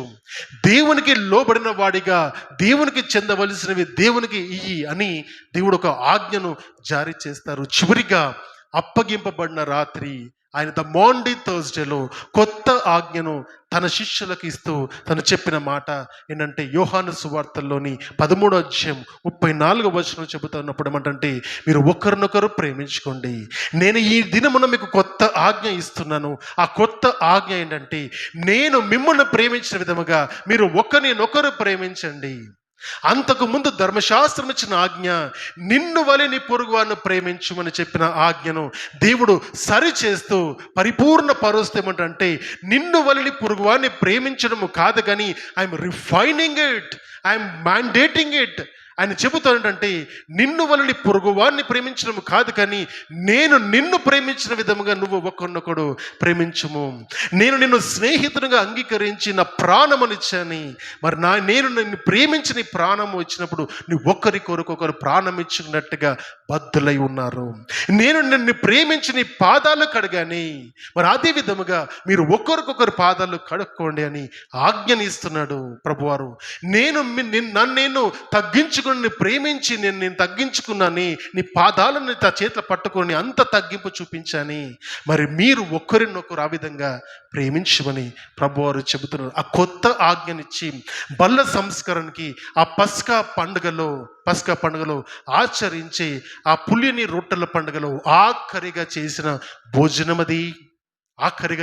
భోజనమది ఈ దినము మీతో నేను చేస్తున్న ఈ పస్కా, ఈ పాస్ఓవర్ మీల్ ఏదైతుందో ఇదంతా కూడా నేను చివరిగా చేస్తున్నాను. దీని తర్వాత మళ్ళీ నా తండ్రి రాజ్యములో మీతో కలిసి నేను పస్కాని నేను కలిసి చేస్తానని వాగ్దానం చేసి ప్రభువారు ఆ అప్పగింపబడిన రాత్రి తన శిష్యులందరినీ పిలిచి తనకు జరగబోయే ప్రతి సంగతిని వారికి చెప్పి, ఇదిగో నేను మనుషుల చేతికి అప్పగింపబడతాను, గొర్రెల కాపరిని కొట్టుడి, అప్పుడు గొర్రెలన్నీ చెదిరిపోతే అనే మాటను నెరవేర్చబడినట్టుగా ప్రవచన వాక్యము, నన్ను కొట్టినప్పుడు మీరందరూ పారిపోతారు, మీలో ఉన్నవాడు ఒకడు నన్ను అప్పగిస్తాడు, he's a betrayer, he's a traitor, మీలో నన్ను అప్పగించేవాడు ఒకడు ఉన్నాడు అని చెబుతూ దుఃఖాక్రాంతుడిగా ఉండి తనంటాడు, తన శరీరం ఆ రోజు రాత్రి తన రొట్టెనెత్తుకొని ద్రాక్షరసం పట్టుకొని ఆ రొట్టెనెత్తి తన కృతజ్ఞతాస్తులు చెల్లించి విరిచి, ఇదిగో ఇది నా శరీరానికి సాదృశ్యము, విరవబడబోతున్న నా శరీరమునకు ఈ రొట్టె సాదృశ్యము, నన్ను జ్ఞాపకం చేసుకోవడానికి నేను తిరిగి వచ్చేంత వరకు నన్ను జ్ఞాపకం చేసుకోవడం జ్ఞాపకార్థంగా రొట్టెను విరవండి అని బల్ల సంస్కారాన్ని మనకు నేర్పించి వెళ్ళిన ప్రభు అయిన ద్రాక్ష రసాన్ని చేత పట్టుకొని దాన్ని పైకి చూపించి అంటారు, కృతజ్ఞతాస్తుతులు చెల్లించి, ఇది మీ కొరకు చిందింపబడుచున్న నా రక్తము, నా వలనైన కొత్త నిబంధన. ఆనాడు అబ్రహాముకు చేసిన నిబంధన పాతదైంది, కొత్త నిబంధన వచ్చిన తర్వాత పాత నిబంధన పాతగా అయిపోయింది. ఆ పాత నిబంధన ఆశీర్వాదపు నిబంధన, ఈ కొత్త నిబంధన ఇది రక్షణ నిబంధన. దేవుడు 2 నిబంధనలకు మధ్యవర్తిగా ఉన్నాడు. బైబిల్ గ్రంథాన్ని చూస్తే కూడా పాత నిబంధన కొత్త నిబంధనకు మధ్యవర్తిగా ఉన్నది కేవలము యేసుక్రీస్తు ప్రభువారే. తన రక్తాన్ని చిందించబోతున్నదానికి సాదృశ్యంగా ఇది నా రొట్టె, ఇది నా రక్తానికి సాదృశ్యంగా ఉన్నది. మై డియర్ ఫ్రెండ్స్, చిన్నపిల్లలారా అర్థం చేసుకోండి. రాబో కాలం భయంకరమైనది కానీ మీరు భయపడవద్దు. నేను నీకు తోడుగా ఉంటాను. నేను వెళ్ళిన తర్వాత మిమ్మల్ని ఆదరించడానికి ఒక ఆదరణ కర్తను నేను మీ మధ్యలోకి పంపించమని నా తండ్రిని వేడుకుంటాను. ఆయన సత్యస్వరూపి అయిన ఆత్మ ఆయన మీలో నివసిస్తాడు, మీలో ఉంటాడు. మీలో ఉండి నేను మీకు బోధించిన వాటన్నిటిని కూడా మీకు గుర్తు చేస్తూ ఉంటాడు. నీ పాపము చేస్తున్నప్పుడు పాపము చెయ్యకని ఖండిస్తాడు. తప్పుడు మార్గంలో వెళ్తున్నప్పుడు వెళ్ళకూడదని ఖండిస్తాడు. దేవుని వైపు నిన్ను ఆకర్షిస్తాడు. విశ్వాసము నీలో ఉంచుతాడైనా ఆయన నేను చెప్పిన సంగతులన్నీ మీకు గుర్తు చేస్తాడు. నన్ను మీతో ఏకము చేసేంత వరకు ఆయన మీతోనే ఉంటాడని పరిశుద్ధాత్మ దేవుణ్ణి ఈ లోకంలోకి ఆయన పంపించి మనను విడిచిపెట్టలేదు. నేను మిమ్మల్ని విడిచిపెట్టి వెళ్ళుటలేదు. నేను మిమ్మల్ని ఎన్నడూ విడవను, మిమ్మల్ని ఎన్నడూ ఎడబాయనని వాగ్దానం చేసిన దేవుని యొక్క ఆజ్ఞ ఈ విధంగా మనము నెరవేర్చడము కనబడుతుంది. అప్పగింపబడిన రాత్రి శిష్యులతో సమయం గడిపిన తర్వాత ఆయన రాత్రి, గురువారం రాత్రి ఆయన గెత్సెమని, ఆ ఒలీవల కొండలో ఉన్న ఆ గెత్సెమని అనే తోటలోకి ఆయన వెళ్ళి తన శిష్యులందరినీ రమ్మని, మనందరం వెళ్దామని కొంత దూరము అందరి శిష్యులతో వెళ్తాడు. ఇంకొంత దూరము పేతురు, యాకోబు, యోహానులకు చెప్పి నాతో పాటు రండి అని ఇంకా ముందుకు వెళ్ళి ఆయన వారిని అక్కడ కూర్చోమని చెప్పి మీరు ప్రార్థన చేసుకోండి, శోధనలో పడకుండా నిమిత్తం ప్రార్థన చేసుకోండి అని వారికి ఆజ్ఞనిచ్చి ఆయన ఇంకా లోపలికి వెళ్ళి తండ్రికి ప్రార్థన చేస్తున్నాడు. శక్తి కొరకు ప్రార్థన చేస్తున్నాడు. దేవా, ఈ గిన్నె దేవుని యొక్క ఉగ్రత దేవా, ప్రపంచవ్యాప్తంగా చేసిన మానవాళి చేసిన పాపాలన్నిటినీ కూడా ఒకే సమయంలో ఒకే వ్యక్తి పైన పడ్డప్పుడు తన పైన ఉన్న భారాన్ని మనం చూస్తున్నాం. ఆ గెత్సెమనే తోటలో, ఆ గెత్సెమనే అనుభవములో ప్రపంచం ఉన్న పాపాలన్నిటి కూడా అప్పటి వరకు మనిషి చేసిన పాపము, తర్వాత మనుషులు చేయబోయే పాపాలన్నిటిని కూడా ఒక్కసారి ఆ చీకటి అంతటిని కూడా తన పైన వేసుకున్నట్టుగా చూస్తూ, ప్రభువా నీ ఉగ్రత అంతా, లోకం మీద నువ్వు చూపించే ఉగ్రత అంతా కూడా ఒక్క సమయంలో నా పైన చూపిస్తావని నాకు తెలుసు నా పైన చూపిస్తావని. ఆ సమయానికి శరీరము సిద్ధంగా ఉండలేదు ప్రభువా. ఆ సమయానికి ఈ శరీరము, ఈ ఆత్మ, ఈ బలహీనమైన శరీరము సిద్ధంగా ఉండలాగన నన్ను బలపరచు ప్రభువా అని ప్రార్థనలో శక్తి పొందుకున్నాడు. దేవుడు దేవదూతల్ని పంపించి తనకు పరిచర్య చేసినప్పుడు బలము పొందుకొని ప్రార్థన చేస్తూ బలం పొందుకున్నాడు. ప్రార్థనలో ఉన్న బలమది. సిద్ధపడ్డాడు. తను మోసము చేసిన తన స్నేహితుడిగా ఉండి తన శిష్యుడుగా ఉన్న ఇస్కరియోతు యూద తనని పట్టించడానికి అక్కడున్న యూదులను, రోమీయులను అందరినీ కూడా సైన్యంను తీసుకొచ్చినప్పుడు ఆయన చీకట్లో కనపడలేదు. ఆయన ఎవరు అని వెతుకుతున్నప్పుడు ప్రభువారే వారి ముందుకు వచ్చి మీరు ఎవరిని వెతుకుతున్నారు అని వారిని ఎదురు వెళ్ళి అడిగినప్పుడు వాళ్ళంటారు మేము నజరేయుడగు యేసుని వెతుకుతున్నామంటే ఆయనను నేనే. గమనించండి, అందరు కలిసి చంపారు ఆయనని. అర్థమవుతుందా? బలి అర్పించబడడానికి ధైర్యము కావాలి. పిరికివాడు కాదు నా దేవుడు శక్తిశాలి. మీరు నన్ను పట్టుకోవడానికి ఈ చీకటిలో ధర్మశాస్త్రాన్ని నమ్మిన మీరు ధర్మశాస్త్రానికి విరుద్ధంగా చీకటిలో ఎందుకు వచ్చారు నా దగ్గరికి? వెలుగులో ఉన్నప్పుడు నన్ను ఎందుకు పట్టుకోలేదు? ధైర్యం సరిపోలేదా? చీకటిగా మాటు వేసి ఎందుకు చంపుతున్నారు క్రైస్తవులను? ధైర్యము లేదా? ప్రజల ముందర నిలబడి పరిశుద్ధాత్మ దేవుని యొక్క శక్తిని చూసే తట్టుకునే ధైర్యం లేదా? ప్రజలకు వేస్తున్న ప్రశ్న దేవుడు ఎదురుగా వెళ్ళి నేనే మీరు వెతుకుతున్న వ్యక్తిని, వీరిని వదిలిపెట్టిన తన శిష్యులను వదిలిపెట్టమని అడిగిన దేవుడు మన దేవుడు. అన్యాయపు తీర్పు, రాత్రిపూట ధర్మశాస్త్ర ప్రకారము ఎవరిని నిర్బంధించరు. అన్యాయపు తీర్పు పొందినవాడు. నీతిమంతమైన పనిని చేస్తున్నాము, నీతియుక్తమైన పనిని చేస్తున్నామని యూదులు అనుకున్నారు, సన్హెద్రన్ సభ వాళ్ళు అనుకున్నారు. కానీ పనికి మాలిన పాపం చేశారు. వారు నమ్మిన ధర్మశాస్త్రానికి విరుద్ధంగా వెళ్ళి ధర్మశాస్త్రంలో చెప్పబడిన విధంగా రాత్రిపూట వెళ్ళి ఒక వ్యక్తిని అరెస్ట్ చేస్తున్నారు. దొంగ వలె అరెస్ట్ చేస్తున్నారు. అన్యాయంగా అరెస్ట్ చేశారని ఈడ్చుకుని వెళ్ళారు. ఇది రాత్రి సమయము, మధ్యరాత్రి సమయం నుండి ఉదయకాలం వరకు కూడా ఆయనను తిప్పుతూ ఉన్నారు. ఒక స్టేషన్ నుండి ఇంకో స్టేషన్కి, ఒక స్టేషన్ నుండి ఇంకో స్టేషన్కి తిప్పినట్టుగా ఆయనను మొదట అన్న దగ్గర తీసుకెళ్ళారు. ప్రధాన యాజకుడైన అన్న దగ్గర తీసుకెళ్లారు. తర్వాత ప్రధాన యాజకుడిగా చలామణి అవుతున్న కైప దగ్గర తీసుకెళ్లారు.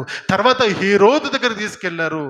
అంత దగ్గర తీసుకొచ్చినా కూడా వాళ్ళెవ్వరూ కూడా ధర్మశాస్త్రబద్ధంగా ఆయన శిక్ష విధించలేరు. ఆయనకు మరణ శిక్ష విధించే అధికారము వారికి లేదు గనక అప్పటికప్పుడు వారు పిలాతు దగ్గరికి తీసుకెళ్లారు. పిలాతు దగ్గర తీసుకెళ్ళి, పిలాతు ఈయన దగ్గరికి అంటే ఈ మధ్యరాత్రి ఈయన ఎందుకు పట్టుకొచ్చారు నా దగ్గరికి, ఏ నేరం చేశాడు ఈయన అని చెప్పినప్పుడు అప్పటికప్పుడు దొంగ సాక్ష్యాలు చెప్పడానికి అనేక మందిని డబ్బులు ఇచ్చి, రూకములు ఇచ్చి, మద్యం ఇచ్చి ఆయన అందరికీ దొంగ సాక్ష్యాలు చెప్పడానికి అనేక మందిని పురికొలిపి ఈయన సిలువ వేయాలి, ఈయన సిలువ వేయాలని కేకలు వేస్తున్నప్పుడు పిలాతుకు అర్థం కాలేదు. ఈయనలో నాకు ఏ పాపము కనపడలేదే. అన్యాయుడుగా ఉన్న పిలాతు, అన్య జనులకు రాజుగా ఉన్న పిలాతుకు అర్థమైంది ఈయన పరిశుద్ధుడు, ఈయనలో ఏ పాపము లేదు, ఈయన చేసిన నేరం అంటూ ఏమీ లేదు, మరణ శిక్షకు తగ్గినట్టుగా ఈయనలో ఏ పాపము లేదని పిలాతుకు అర్థమైంది. యూదులు అన్యాయంగా ఈయన తీసుకొచ్చారని ఆయనకు అర్థమై, మీకు ఒక అవకాశం ఇస్తాను, ఏంటంటే ఈ యేసు ప్రభు వారికి బదులుగా ఒక దొంగను విడుదల దొంగనుడు కదా, ఒక పని చేస్తాను, మీకు కావాలంటే ఈయనకు బదులుగా దొంగను విడుదల చేస్తాను, యేసు ప్రభు వారిని వదిలిపెట్టుమని పిలాతు అడుగుతున్నాడు. తన ప్రజలను విమోచించడానికి వచ్చిన క్రీస్తును సిలువేయమని అడుగుచున్న జనాంగం ఒకవైపు ఉంటే, దీనికి సంబంధమే లేని ఇంకొక వ్యక్తి అటువైపు ఉండి న్యాయము తీర్చడానికి ఆయన ముందుకొచ్చి అడుగుతున్నాడు. ఇతన్ని మరణానికి మీరు అడుగుతున్నారు కాబట్టి నేను అప్పగిస్తున్నాను, నాకు సంబంధము లేదు ఈయన మరణముతో, నాకు ఎటువంటి పాలు పంచలేవని తన చేతులను కడుక్కుంటాడు. ఈ పాపము మీదే, ఈ దోషము మీదే, నాది కాదని యేసు ప్రభు వారికి అప్పచెప్పుతాడు. వాళ్ళు వారిని తీసుకెళ్ళినప్పుడు సంతోషంగా తీసుకెళ్ళి దిగంబరిగా చేసి, తనున్న పై వస్త్రాన్ని తీసివేసి, దాన్ని చీల్చివేసి ముక్కలుగా చేసుకొని, దాన్ని పంచుకొని, ఇది నా సొత్తు అని చీట్లు వేసుకొని తన ప్రభు వారి యొక్క వస్త్రాన్ని పంచుకున్న వైనాన్ని జ్ఞాపకము చేసుకుందాం. ఆ రాజు, నువ్వు రాజువు కదా, నువ్వు రాజు అని చెప్పుకుంటున్నావు కదా, ఇన్ని అద్భుతాలు చేసావు కదా, అయితే ఈ కిరీటం నువ్వు ధరించు, యూదుల రాజువు కదా, రాజు కిరీటం ధరించని ముళ్ళ కిరీటాన్ని తీసుకొచ్చి తన తలపైన పెట్టి తన రక్తం కారుతున్నప్పుడు ఇక్కడ కేరింతలు వేసుకుంటూ, హేళనతో మాట్లాడుతూ, ముఖం పైన ఉమ్ముతూ, పిడిగుద్దులతో గుద్దుతూ, వెనుక నుండి తనుతూ ఆయన అవమానపరుస్తున్న సమయాన్ని జ్ఞాపకము చేసుకుందాం. ఏ అన్యాయము చేశాడని యేసు ప్రభు వారిని ఆనాడు ఆ విధమైన పరీక్షలకు, ఆ విధమైన పరిస్థితుల్లోకి వెళ్ళవలసిన అవసరం వచ్చింది. ఏ అన్యాయము చేశాడని ఆయన సిలువకు అప్పజెప్పాలని ఇంతమంది అడుగుతున్నారు. గమనించండి మై డియర్ ఫ్రెండ్స్, గమనించండి. ఆయన దిగంబరిగా చేసి, ఆయన మొత్తం తలపైన ముళ్ళ కిరీటం పెట్టుకున్నాని 39 కొరడా దెబ్బలు, ఆ కొరడ దెబ్బలు క్రూరమైన కొరడ దెబ్బలు. మై డియర్ ఫ్రెండ్స్, దాన్ని చెప్పే మాట అంటే ఫ్లాగ్రమ్ అని దాన్ని పిలుస్తారు. It is called as the flagrum. అంటే ఫ్లాగ్రమ్ దాని అర్థం ఏంటంటే రోమన్ టార్చర్ డివైస్. అది దేంతో తయారవుతుందంటే ఒక ఎముకతో తయారవుతుంది, ఒక గాజు పెంగతో తయారవుతుంది, అది ఒక మెటల్తో తయారవుతుంది. ఈ మూడును కలిపిన ఒక వస్తువును, ఒక దానికి వైర్ లాంటి దానికి పట్టుకొని దాన్ని కొడుతున్నప్పుడు దాని కూరలకు ఇవన్నీ కలిపి ఉంటాయి. అది మనిషి యొక్క శరీరంలో తగిలినప్పుడు తన శరీరంలో ఉండే మాంసాన్ని బయటకు తీసుకొస్తుంది. ప్రభు వారి యొక్క మాంసాన్ని, రక్తాన్ని చూసి ఉన్నారా ప్రజలు? కల్లారా తనని కొడుతూ కూడా ఆయన పైన ఇంకా వాళ్ళతో గొప్ప పని చేస్తున్నట్టుగా హింసించి ఉన్నారు ఆనాటి ప్రజలు. ఈనాటి ప్రజలు కూడా క్రైస్తవులను హింసిస్తూ అదే పైశాచికమైన ఆనందాన్ని పొందుతున్నారు. క్రైస్తవులు చేసిన తప్పేంటి? క్రీస్తు చేసిన తప్పేంటి? అన్యాయముగా ఉన్న వారిని కొరకు న్యాయ పోరాటము చేయడం తప్ప, బందీలుగా ఉన్న వారిని విడుదల చేయించాలని ఆలోచన చేయడం తప్ప, రోగముతో ఉన్న వారిని, కుష్టు వ్యాధితో ఉన్న వారిని ఊరవతల పెడితే వారిని తన సన్నిధికి తెచ్చుకొని స్వస్థత చేయడం తప్ప, గుడ్డి వారిని స్వస్థపరచడం తప్ప, పాపంలో ఉన్న స్త్రీలను పురుషులను అయినా క్షమించడము తప్ప, పాపము చేసిన వారిని తన హక్కును చేర్చుకొని వారిని ఆదరించి ఇక్కడ నుండి తప్పు చేయని వారిని క్షమించడం తప్ప, ఏ తప్పు చేశాడని ఆయనకు ఆ మరణము, ఆ భయంకరమైన శిక్ష. మై డియర్ ఫ్రెండ్స్, ఆలోచన చేసుకుని సమయం ఇది, ఆలోచన చేసుకుని సమయం ఇది. ఇప్పటికీ నీకు ఆలోచన చేయడానికి నీ మనసు ఇంకా నీ ఒప్పుకోకపోతే, my dear friends, I'm telling you, nobody can change you, nobody can change you. దేవుడే దిగి వచ్చినా కూడా నిద్రావస్థలనే ఉంటాం మనము, జోగుతూనే ఉంటాం మనము, సిగ్గు మారిన జనాంగం మనము. అర్థమవుతుందా? భయంకరమైన ఈ పరిస్థితిని చూస్తున్నప్పుడు, పైశాచికమైన ఆనందాన్ని, ప్రభువును కొడుతున్నప్పుడు, చంపుతున్నప్పుడు, తన రక్తము ఏరులై పారుతున్నప్పుడు కూడా ఒక్క మాట మాట్లాడలేదు. నోరు తెరవని ప్రేమ మన దేవునిది, ఈ బదులు పలకని ప్రేమ మన ప్రభుది. అటువంటి ప్రేమను చూపించిన ప్రభు యొక్క వారసులం మనము. ఆయన చెబుతున్న మాటను విని దాని ప్రకారం బ్రతకాలని వెళ్ళి వచ్చిన దేవుని యొక్క వారసులం మనము. ఈ ప్రజల ద్వారా ఈ లోకానికి విమోచన కార్యము చేయడానికి తానే బలి అవ్వడానికి సిద్ధపడ్డాడు. పరిశుద్ధాత్మ శక్తిని మనకు అనుగ్రహించి తన వారసులుగా చేసి మన పరిశుద్ధాత్మ దేవుడి సంచకరువుగా మనకు ఉంచి ఉన్నాడు. ఆ దేవుని యొక్క వారసులుగా దేవుడు మన నుంచి కోరుకుంటుంది ఏంటో తెలుసా? ప్రేమ, దయ, వాత్సల్యత, క్షమాపణ, ఆదరించే తత్వము, ఆదుకునే తత్వము, సహాయపడే తత్వము, ఎవరిని విమర్శించకూడని తత్వము, ఇవన్నీ కూడా యేసు ప్రభువారు నేర్పిస్తున్నారు. నేను నిన్ను ప్రేమించిన విధముగా మీరు ఒకరినొకరిని ప్రేమించుకోమని చెప్పిన ఆజ్ఞను జ్ఞాపకము చేసుకుంటే ఆయన ఇవన్నీ చేసి ఉన్నాడు ఈ లోకంలో ఉన్నందుకు. కనుక దొరికిన ఫలితము అన్యాయపు తీర్పు ఆయన పొంది ఉన్నాడు. అన్యాయముగా చీకటిల సమయంలో ఆయనను పట్టుకున్నారు. అన్యాయంగా రాత్రికి రాత్రే కోర్టు ట్రయల్స్ చేసేశారు. అన్యాయంగా రాత్రికి రాత్రే ఆయనను సిలువ వేయాలని శిక్ష విధించేశారు ఆయనకు. ఆయన విధించినప్పుడు ఉదయం 9 గంటల నుండి మధ్యాహ్నం 3 గంటల వరకు ఆ గొల్గోతని ప్రాంతములో, అది ఎత్తైన ప్రాంతము, గొల్గోత అనే ప్రాంతము ఎత్తైన ప్రాంతము. It is also called as the skull అంటే పుర్రే. అవునా? అర్థమవుతుందా? ఇది పుర్రె అంటే ఒక కొండ పైన దాన్ని తీసుకెళ్ళి మందిరం చుట్టుపక్కల కనబడుతున్నప్పుడు ఆ పైన, దానిపైన గొల్గోత కొండ పైన దాన్ని తీసుకెళ్ళి ఆయన అక్కడ సిలువ వేయడానికి ప్రణాళికలు వేసి ఆయనకు ఒక గొప్ప సిలువను ఆయన ధరించి దాన్ని 39 కొరడా దెబ్బలు కొట్టి ముళ్ళ కిరీటంతో ఆయన శిక్షించినప్పుడు, ఆయన కర్రతో కొట్టినప్పటికీ కూడా ఆయన రక్తమంతయు కారుతున్నప్పుడు, తనలో ఉన్న మాంసమంతయు తన క్షీణమైపోతున్నప్పుడు, తన ప్రజలు తన శిష్యులు తను విడిచిపెట్టి వెళ్ళిపోయినప్పుడు ఒంటరిగా మిగిలిపోయిన వైనవది తన సిలువనెత్తుకొని యెరూషలేము వీధులన్నీ తిరుగుతూ, యెరూషలేము వీధులన్నీ తిప్పుతూ ఆయన బహిరంగంగా చూపిస్తూ, ఇదిగో ఈయన యూదుల రాజని వారం కింద చెప్పుకున్నారే, నేను రాజుని, నీ రాజు గొర్రె పిల్ల పైన వస్తాడని కేకలు వేశారే, మీ కేకలు మానేమని మేము చెప్పినప్పుడు ఈయన అన్న మాట, వీళ్ళు కేకలు వేయడం మానేస్తే రాళ్ళు కేకలు వేస్తారని చెప్పాడే, ఇదిగో చూడండి ఇతని సంగతి ఏమైందో, ఇదిగో చూడండి మాకు వ్యతిరేకంగా వస్తే, మా అధికారానికి వ్యతిరేకంగా వస్తే ఏం జరుగుతుందో చూడండి అని మనుషులకు బహిరంగంగా ఆయన చూపిస్తూ, అవమానపరుస్తూ, వీధుల గుండాన్ని ఈడ్చుకుని వెళ్తూ, కొరడాలతో కొడుతూ ఆయన్ని ఆ కొండపైకి తీసుకెళ్తారు. గమనించండి ఈ సిలువను మోసుకుంటూ, దాదాపు 80 నుండి 100 కిలోలు ఉన్న సిలువను ఆయన మోసుకుంటూ ఆయన గొల్గోతా కొండపైకి వెళ్తున్నప్పుడు అక్కడ అనేక మార్లు ఆయన పడుతూ లేస్తూ తను ముందుకు వెళ్తున్నాడు. తను చూస్తున్న ప్రజలు అనేక మంది ఒకవైపు ఉన్న గుంపు ఆయనను చూసి పైశాచికమైన ఆనందాన్ని పొందుతుంటే, ఇంకోవైపు ఉన్న గుంపు తమ రొమ్ములు కొట్టుకుంటున్నారు. నా దేవా, నా ప్రభువా, మా రాజువే నువ్వు, మా ప్రభుడువే నువ్వు, మా రక్షకుడువే నువ్వు, మా అధిపతివి నువ్వు అని చెబుతూ ఆయన పిలుస్తూ అన్ని వంగలారుస్తున్నప్పుడు వారి తట్టు తిరిగి అంటాడు, ఇజ్రాయేలు ప్రజలారా అంటే అక్కడ ఉన్న వారితో మాట్లాడుతున్నాడు ప్రభువు. అక్కడ ఉన్న ప్రజలతో మాట్లాడుతున్నాడు, మీరు నా కొరకు ఏడవకూడదు, ఇది నేను పొందవలనని నాకు ముందుగానే తెలుసు. ఇటువంటి ప్రయాణమును చెయ్యాలని నాకు ముందుగానే తెలుసు. ఒక ప్రణాళికబద్ధంగా దేవుని యొక్క అనాది ప్రణాళికను నెరవేర్చడానికి లోకమునకు అవతరించిన అవతార పురుషుడును నేను అని నాకు తెలుసు.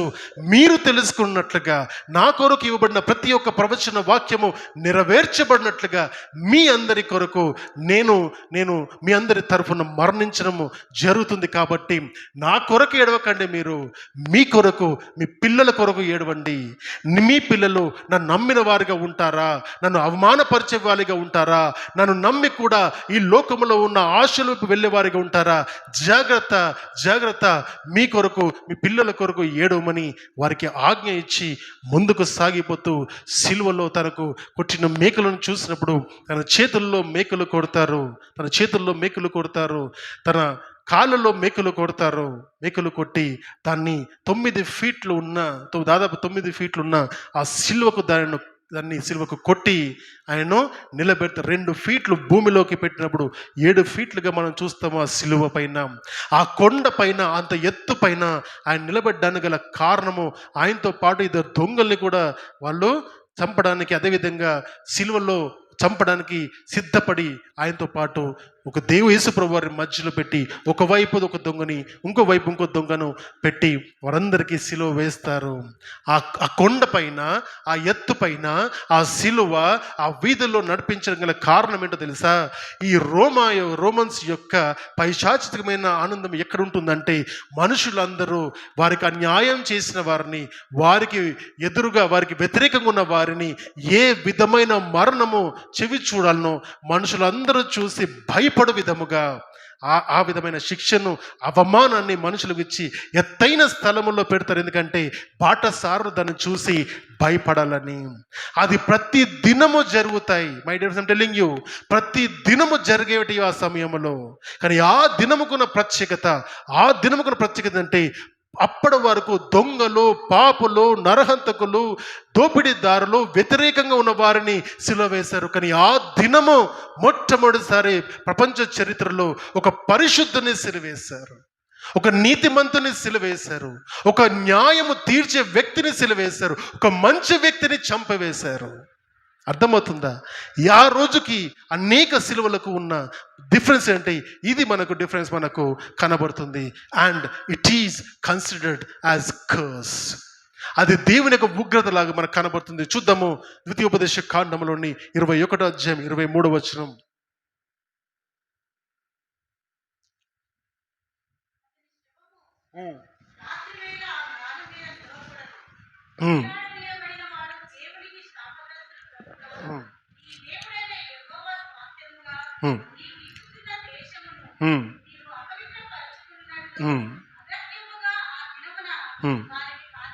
చాలా ఇక్కడ సాదృశ్యంగా చెబుతున్న మాట, మ్రాను పైన వేలాడుతున్నవాడు దేవుని దృష్టిలో శాపగ్రస్తులు మాత్రమే మ్రాను పైన వేలాడదీస్తారన్న మాట వింటున్నాం. దాని అర్థం ఏంటంటే, మ్రాను అంటే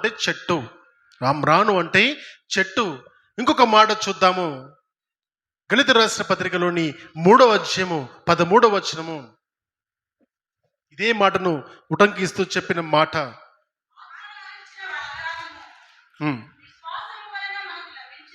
3:13 అమ్మా.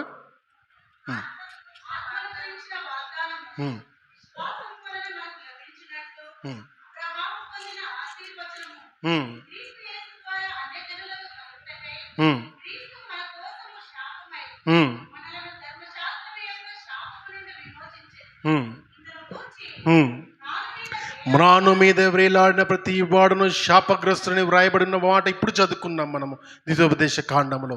ఆ మాటని ఇక్కడ చూపిస్తూ దానికి సాదృశ్యంగా మ్రానం మీద వేలాడబడిన వాడు శాపగ్రస్తుడు అని చెబుతున్న మాట. దానికి అర్థం ఏంటంటే దేవుని యొక్క శాపము ఎవరిపైన వచ్చింది? ఎవరిపైన వచ్చింది? యేసుక్రీస్తు ప్రభువారి పైన దేవుని యొక్క శాపం వచ్చింది. ఆ శాపము ఎవరికి రావాలి? ఆ శాపముకి ఎవరు అసలైన వారసులు అంటే ప్రజలు, పాపములో ఉన్న ప్రజలపైకి దేవుని యొక్క ఉగ్రత వస్తుంది. కానీ ఇక్కడ పాపములు లేని వాడిపైన దేవుని యొక్క శాపము మనం చూస్తున్నాం. ఆయన వాళ్ళు చేయవలసిన విధం సమాధి కార్యక్రమాన్ని ఏ విధంగా చూపిస్తున్నారంటే ఆ మ్రాను పైన ఆయన శాపగ్రస్తుడిగా మారిపోయాడు. పరిశుద్ధుడు పాపిగా మారిన సమయము, నీతిమంతుడు పాపిగా మారిన సమయము, రక్తపు ముద్దగా మారిన సమయము. ఆ ఉన్నతమైన ఆ కొండపైన ఆయన నిలబడి చెబుతున్న మాట, నా దేవా తండ్రి తండ్రి వీరేమి చేయుచున్నారు, వీరు ఎరగరు. తండ్రి వీరేమి చేయుచున్నారు, వీరు ఎరగరు. కనుక వీరిని ఏం చేయాలంటే క్షమించు ప్రభువా. నేను వచ్చిన ఉద్దేశమే అది కదా. వారిని అద్వితీయ కుమారుని ద్వారా ఈ లోకమును శపించడానికి, తీర్పు తీర్చడానికి నేను రాలేదు కదా. నా ద్వారా ఈ లోకాన్ని రక్షించడానికి కదా నేను వచ్చింది. కాబట్టి వారికి బదులుగా నేను, వారికి సబ్స్టిట్యూట్గా నేను మరణిస్తాను. వారు పొందవలసిన శిక్షను నా పైన వేసుకుంటానని. తండ్రి వీరేం చేయుచున్నారు, వీరికి తెలియదు. My dear I'm telling you, ఇప్పుడు కూడా ఈ లోకంలో అనేక మంది చేస్తున్న పనులు ఏంటో వారికి తెలియకనే చేస్తున్నారు. యేసుక్రీస్తు నిజమైన దేవుడని, ఆయన ఈ లోకాన్ని శాసించగల సర్వశక్తిమంతమైన దేవుడని ఎరిగిన వారైతే క్రైస్తవులను ప్రేమిస్తారు. ఇది నమ్మిన విశ్వాసులు ప్రపంచంలో క్రీస్తుకు రాయబారులుగా ఉంటారు. ఇది నమ్మిన విశ్వాసులు నీతిమంతులుగా తమ సాక్ష్యాన్ని కాపాడుకుంటారు. ఈ రెండిట్లో సమతుల్యత ఎప్పుడైతే తగ్గుతుందో అప్పుడు లోకము క్రైస్తవులపైన, దేవుని నమ్మిన బిడ్డలపైన వారు విరుచుకు పడతారు. పాపము పరిపక్వమైనప్పుడు మరణాన్ని కంటుంది. అవునా? ఈ పాపం ఇప్పుడు పరిపక్వం అవుతుంది. ఏం సంభవించబోతుందో తెలియదు. తీర్పు దినము త్వరలో ఉన్నదని మాత్రము ఖచ్చితంగా తెలుసుకుంటాం. నమ్మినవాడు రక్షింపబడతాడు, నమ్మని వాడికి శిక్ష విధించడం జరుగుతుంది. యేసుక్రీస్తు ప్రభువును నమ్మాలంటే నమ్మాలి. నమ్మకపోతే ఏమవుతుంది? శిక్షణ అంటే శిక్ష. As simple as that, as simple as that. ఈరోజు సమయం ఉంది, రేపు ఉందా నీకు తెలీదు. ఈ గడియ తర్వాత రేపు బ్రతుకుతామో లేదో నీకు తెలియదు.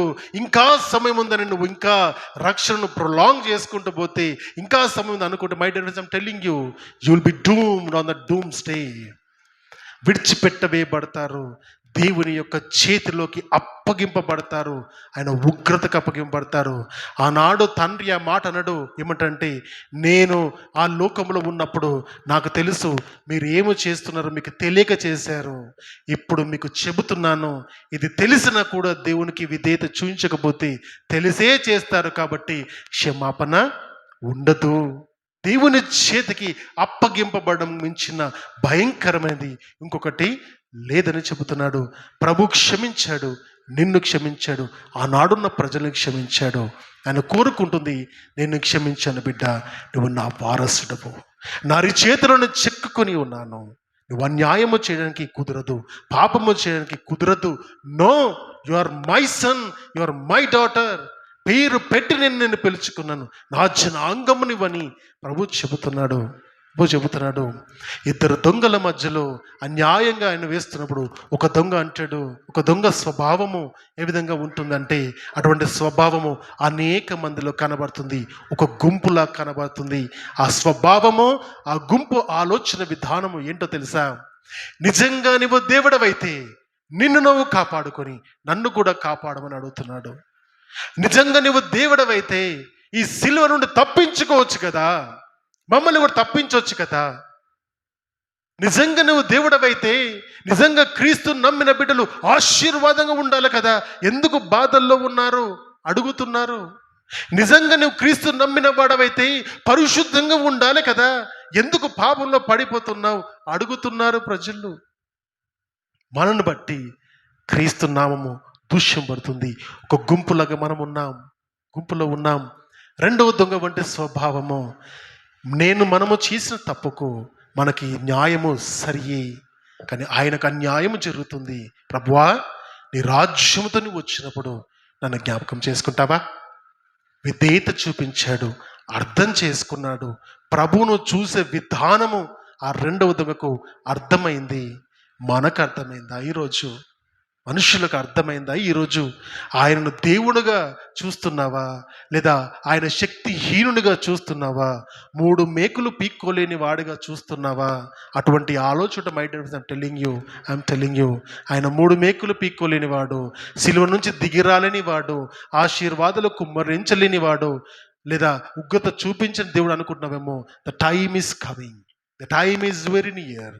త్వరగా వచ్చున్నాడు మారనాథ, త్వరగా వచ్చుచున్నాడు యేసు, త్వరగా వచ్చుచున్నాడు. ఆ దినమున రొమ్ములు కొట్టుకొని, నా దేవా నేను నమ్మలేదే ప్రభువా, నా దేవా నీ మందిరంలో మేము భయముతో లేమే, నా దేవా మీ సన్నిధిలో మేము నీకు నీతిమంతులుగా లేమని రొమ్ములు కొట్టుకుంటున్నా కూడా శిక్ష మాత్రము ఆ వ్యక్తుల పైన వస్తూనే ఉంటుంది. దేవుని ఉగ్రత పాలయ్యే సమయము దగ్గర పడింది. విడవబడుట అసాధ్యము, భయంకరము. మొదటి దొంగ చనిపోయాడు. రెండవ దొంగ, నీవు నాతో కూడా పరదేశంలో ఉంటావు. మనమందరినీ దేవుడు ఈ విధంగా చూడాలనుకుంటున్నట్టే ఆ రెండవ దొంగ యొక్క స్వభావము మనమందరము కలిగి ఉండాలని ప్రభువారు కోరుకుంటున్నారు. మై డియర్ ఫ్రెండ్స్, దేవుని చూసే కళ్ళు మనకు కావాలి, ఆయన అర్థం చేసుకునే హృదయం మనకు కావాలి, ఆయన ఉద్దేశాలు నెరవేర్చే జీవితము మనకు కావాలని ఆయన కోరుకుంటున్నాడు. బాధ్యతను చూపిస్తున్నాడు.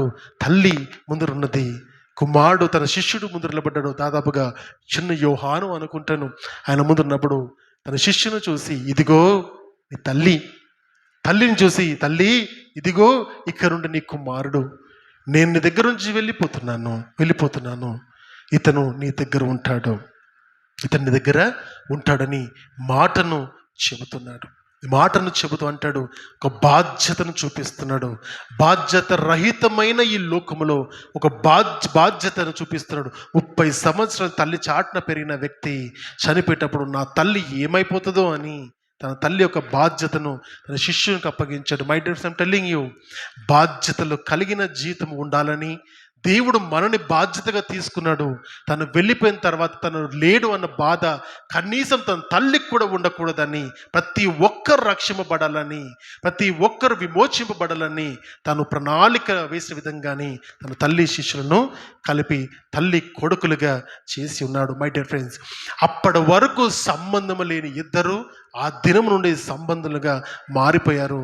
మనం పాపములో పడి దేవునికి దూరముగా ఉన్నప్పుడు, మన అపరాధముల చేత పాపముల చేత చచ్చిన వారిగా ఉన్నప్పుడు యేసు ప్రభువారు మన కొరకు చనిపోయి మనకు దేవునికి తెగిపోయిన సంబంధాన్ని పునర్నిర్మాణము చేసి, ఇక నుండి నీవు పాపివి కాదు, ఇక నుండి నీవు నా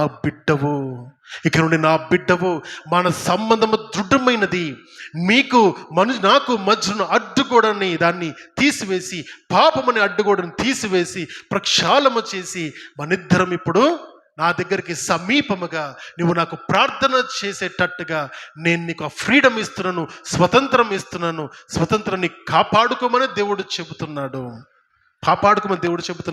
ఈ బాధ్యతను ఆనాడు తన తల్లికి శిష్యునికి ఇచ్చాడు.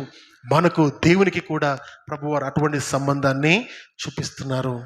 ఈ లోక పాపం అంతా కూడా తనపైన వేసుకున్నప్పుడు, తను ఈ లోకమంతా కూడా చీకటి అవుతున్నప్పుడు, తన పాపను భరించినప్పుడు హీ ఫెల్ట్ ద సేమ్. నా దేవా నా చెయ్యేందుకు విడిచిపెట్టి ఉన్నావు అని చెబుతూ అంటాడు, ఏలి లామా సబక్తని అని చెబుతూ ఆయన బిగ్గరగా కేక వేస్తూ చెప్పిన మాట అది. అంటాడు, నా దేవా నా చెయ్యి వదిలిపెడతావనే కదా ఆ గెత్సెమనే తోటలో ఈ గిన్నె నా దగ్గర నుంచి తీసేయమని చెప్పాను. నాకు తెలుసు నేను పాపినైతే, పరిశుద్ధుడమైన నీవు పాపిగా ఉన్న నీ కుమారుడుగా ఉన్న నన్నైనా నువ్వు వదిలిపెడతావనే సంగతి నాకు తెలుసు ప్రభువా.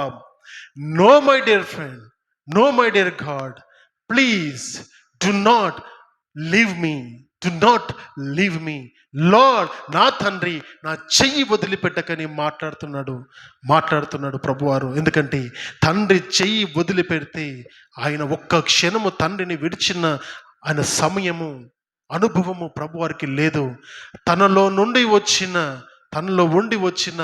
దైవ కుమారుడు అయిన, తనలో నుండి వచ్చిన వాడు, తనలాగా ఉన్నవాడు, తన చిత్తాన్ని నెరవేరుస్తున్నవాడు, అనాది ప్రణాళిక నెరవేరుస్తున్నవాడు ఒక్క క్షణాన్న దేవునికి ఎడముగా మారిపోయాడు.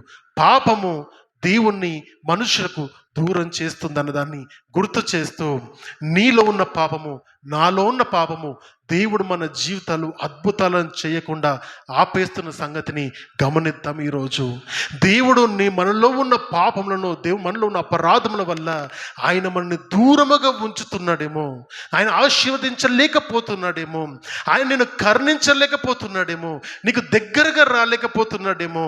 My dear, I'm telling you, దేవుని చెయ్యి దూరంగా ఉంది. ఈరోజు బతిమాలుకుంటున్నాను దేవుని నామములో, నా బిడ్డ దేవుని చెయ్యి వదిలిపెట్టకు. నా దేవా నా చేందుకు విడిచావని ఆనాడు ప్రభు పలికిన మాట మన కొరకు.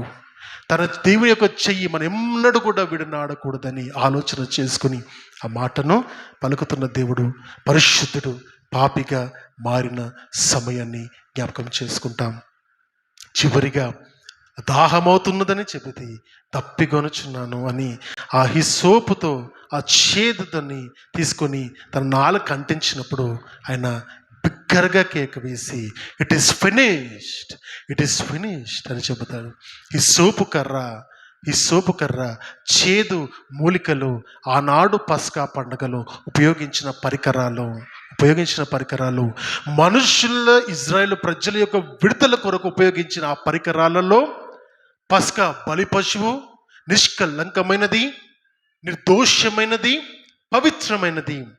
దానిలో ఉన్న రక్తమంతా కూడా తీసివేసి, తన మాంసమంతా కూడా తీసివేస్తున్నప్పుడు ఎముక ఏది విరగకుండా దాన్ని కాల్చినప్పుడు దానితో పాటు ఈ సోపు కర్రకు తన రక్తాన్ని ముంచి తన ద్వార బంధకాలకు ఏ విధంగా వాళ్ళు రాసుకున్నప్పుడు ఆ హిస్సోపు కర్రలో దాన్ని రక్తంలో ముంచినట్టుగానే యేసు ప్రభువారి యొక్క రక్తము, ఆ చేదు పదార్థము ఆ హిస్సోపుతో కలిసి చేదైన దాంతో కలిసినప్పుడు, తన రక్తముతో అది కలిసినప్పుడు అది పరిశుద్ధమైనది, తన సమాప్తమైనది.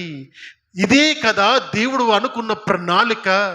ఆనాడు ఇశ్రాయేలు జనాంగాన్ని విడుదల చేయించడానికి పస్కా బలిపశువుని అర్పించమని విశ్వాసము చేత చేయమని చెప్పిన ఆ కార్యమే ఈరోజు ప్రజల యొక్క విమోచన కార్యము కొరకు ప్రభువు తానే పస్కా బలిపశువుగా బలి పొంది తన రక్తాన్ని చిందించి మనుషులందరి యొక్క విమోచన కార్యము కొరకు ఆయన తనను తానే బలి అయిన వైనాన్ని జ్ఞాపకం చేసుకుందాం. ఆయన మన కొరకు బలైన పస్కా పశువుగా చూస్తున్నాం. ఆయన మరణించడానికి వచ్చాడు, తన్ను తాను మరణించాడు, మన కోసం మరణించాడు. మనం చేయవలసిన బాధ్యతను గుర్తు చేస్తున్నాడు. ఏమని బాధ్యతనంటే తనపైన విశ్వాసం ఉంచమని, నేను మిమ్మల్ని రక్షించగలుగుతానన్న విశ్వాసము తనపైన ఉంచమని ఆయన మనల్ని కోరుకుంటున్నాడు. ఆనాడు శరీరధారిగా ఉన్న ఆయన తన చివరి మాట చెబుతూ సమాప్తమైనదని, దేవా ఈ లోకానికి నన్ను పంపించిన పని సమాప్తమైనది, ఇట్స్ ఇస్ ఫినిష్డ్ అని చెబుతూ ద విక్టోరియస్ వాయిస్, విజయ కేతనం ఎగరవేసినట్లుగా గట్టిగా గెలిచాను దేవా, నేను మరణించి గెలిచాను దేవా, నన్ను నేను అర్పించుకొని గెలిచాను దేవా నేనని విజయ కేతనము ఆయన ఎగరవేసి ఆయన తండ్రికి తన ఆత్మను అప్పగించుకున్నాడు. ఈ విధంగా మరణ వాంగ్మూలముగా ప్రభువారు శిలువలో పలికిన 7 మాటలను మనకు గుర్తు చేస్తున్నారు. ఒక మాట చూద్దాము. ఒక మాట 9 గంటల నుండి 3 గంటల సమయం వరకు ప్రభువారు శిలువలో వేలాడారు. కానీ ఆ అంత సమయంలో జనరల్గా ఏ వ్యక్తి చనిపోవడం, రోమా యొక్క శిక్షా విధిలో అటువంటి శిలువ మరణాన్ని పొందింపజేసినప్పుడు ఏం చేస్తారంటే, ఆ శిలువకు ఆ వ్యక్తిని కొట్టినప్పుడు తన ఊపిరి మెల్లిమెల్లిగా తగ్గుతుంది. తన ఊపిరంతా కూడా తన ఛాతీల నుండి తీసుకోవాలని కాళ్ళు దగ్గర తీసుకొని శరీరం పైకి తీసుకోవడానికి ప్రయత్నం చేసినప్పుడు ఈ కాళ్ళలో మేకులు ఉండడం వల్ల ఊపిరి తీసుకోలేక బిగబట్టుకుపోయి సఫకేషన్ అనేది జరుగుతుంది. క్రమేణా మెల్లిమెల్లిగా కొంతమంది 2 రోజులకు, కొంతమంది 3 రోజులకు, కొంతమంది వారం రోజులకు చనిపోతారు. కానీ యేసుక్రీస్తు ప్రభువారు ఆ దినము ఆ 3 గంటల సమయంలోని చనిపోయారు. చూద్దాము ఆ మాటను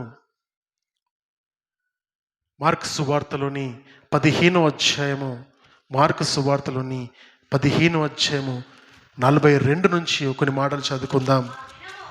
ఆ దినము సిద్ధపరచు దినము అనగా విశ్రాంతి దినమునకు పూర్వదినము కనుక సాయంకాలమైనప్పుడు ఆ అరమతీయుడైన యోసేపు తెగించి పిలాతు నొద్దకు వెళ్ళి యేసు దేహము తనకివ్వమని అడిగెను.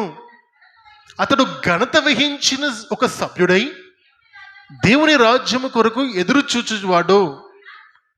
పిలాతు ఆయన ఇంతలోనే చనిపోయినా అని ఆశ్చర్యపడ్డాడు. గమనించండి అమ్మా, ఆగుదాం కొన్ని నిమిషాలు. ఆలోచన చేస్తే ఏమర్థం కావాలంటే, ఆయన చనిపోయిన వార్తను అక్కడున్న అరమతీయగు యోసేపు తీసుకొని వస్తాడు. ఆయన సన్హెద్రిన్ సభ యొక్క ముఖ్య సభ్యుడు. It's a chief person Sanhedrin సభలో. దేవుణ్ణి ప్రేమించి ఉన్నాడు. మీరు గమనించండి, సిలువలో మరణించిన వారికి అంత్యకార్యాలు వారు చెయ్యరు. సిలువలో వ్యక్తి మరణించిన తర్వాత, తను చనిపోయిన తర్వాత తన దేహానికి అంత్యకార్యాలు సెమిటరీస్ అది చెయ్యరు. వాళ్ళు క్రెమేషన్ చెయ్యరు. ఎందుకంటే అది భయంకరమైన అవమానము. మరణించిన వ్యక్తిని ఆ విధంగా అక్కడ పక్కన పడేస్తారు. అతను కుళ్ళి చనిపోతారు. అతను తన కుటుంబానికి ఆ వ్యక్తిని అప్పగించరు. ఇది ఇంకొక అన్యాయము చర్య మనకు కనబడుతుంది. కానీ యేసు ప్రభు వారికి అటువంటి అన్యాయము జరగకూడదని యెషయా గ్రంథములోని 53వ అధ్యాయంలో చదివిన లేఖన భాగాన్ని ఆలోచన చేస్తే, అతడు ఒకడు ధనవంతుని సమాధిలో ఉంచబడతాడన్న మాట నెరవేర్పు చేయడానికి ఇక్కడ మార్కు సువార్తలో అరమతీయగు యోసేపు అనబడిన ధనవంతుడు తన కొరకు తీసిపెట్టిన సమాధిని, అప్పటి వరకు సమాధిలో ఎవరిని ఉంచని కొత్తగా తెరిచిన సమాధిలో ఆయనను మరణించడం తెలిసి పరిగెత్తుకొని పిలాతు దగ్గరికి వెళ్ళి, పిలాతు నాకు యేసు ప్రభువారి యొక్క దేహానివ్వు. అప్పుడు ధైర్యం వచ్చింది. మై డియర్ ఫ్రెండ్స్, ప్రభువారు బతుకునున్న రోజుల్లో అరమతీయు యోసేపు కనపడ్డెక్కడ సీక్రెట్ బిలీవర్స్ క్రీస్తు చనిపోవడం చెప్పినప్పుడు ధైర్యం వచ్చింది, ఉద్దేశం అర్థమైంది. ఈ లోకంలో బ్రతకడం అంటే కేవలము మనుషులకు భయపడము కాదు, నిజ దేవునికి భయపడమే. ఈ ప్రాణం ఉన్నా ఈ ప్రాణము లేకపోయినా జీవితాంతం నా ప్రభును వెంబడిస్తానని ఆ నిశ్చయత ఆనాడు అరమతీయగు యోసేపులో వచ్చి ధైర్యము తెచ్చుకొని ముందుకు వెళ్ళి నాకిచ్చే తన దేహాన్ని నా సమాధిలో ఉంచుకుంటారని ఆయన వెళ్ళి తన సమాధిలోకి తెచ్చుకున్నప్పుడు పిలాతు ఆశ్చర్యపడుతున్నాడు. ఏంటి ఇంతలోనే చనిపోయాడా? ఇంత తక్కువ సమయంలో చనిపోయాడా? ఎందుకంటే అంత త్వరగా మనుషులు చనిపోరు. ఆ 2 దొంగలు సాయంకాలం వరకు ఆ శిలువ పైన ఉంటే శాపగ్రస్తులుగా ఉంటారు. కాబట్టి వారిని తీసివేయాలని వాక్యము చెప్పిన విధముగా వారు చనిపోకపోతే వారి మోకాళ్ళ పైన కొట్టి మోకాళ్ళను విరగ్గొట్టినప్పుడు వాళ్ళ ఊపిరి వాళ్ళ నుండి వెళ్ళిపోతుంది.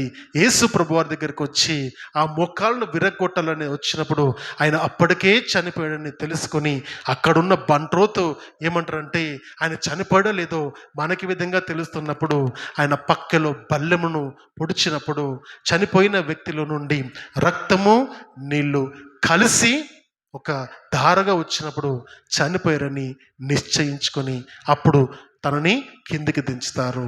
My dear friends, I'm telling you, ఆ పశ్చాకులో పస్కా బలి పశువు యొక్క ఎముక ఒక్కటి కూడా విరగకూడదు. యేసు ప్రభువారు పస్కా పశువుకు నిదర్శనంగా ఉన్నారు కాబట్టి తన ఎముకలో ఒక్క ఎముక కూడా విరగకుండానే ఆయన పండుగను సమాప్తము చేశాడు. ఇది పండుగ, విమోచన కార్యము. నీ కొరకు, నా కొరకు, సర్వలోకానికి విమోచన కార్యమైన సాదృశ్యము తెలుసుకున్నాము.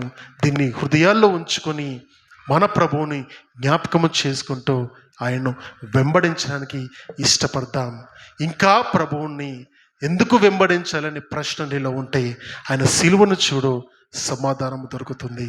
ప్రయాసపడి భారం మోయించిన సమస్త జనులారా నా యొద్దకు రండి, మీకు నేను విశ్రాంతిని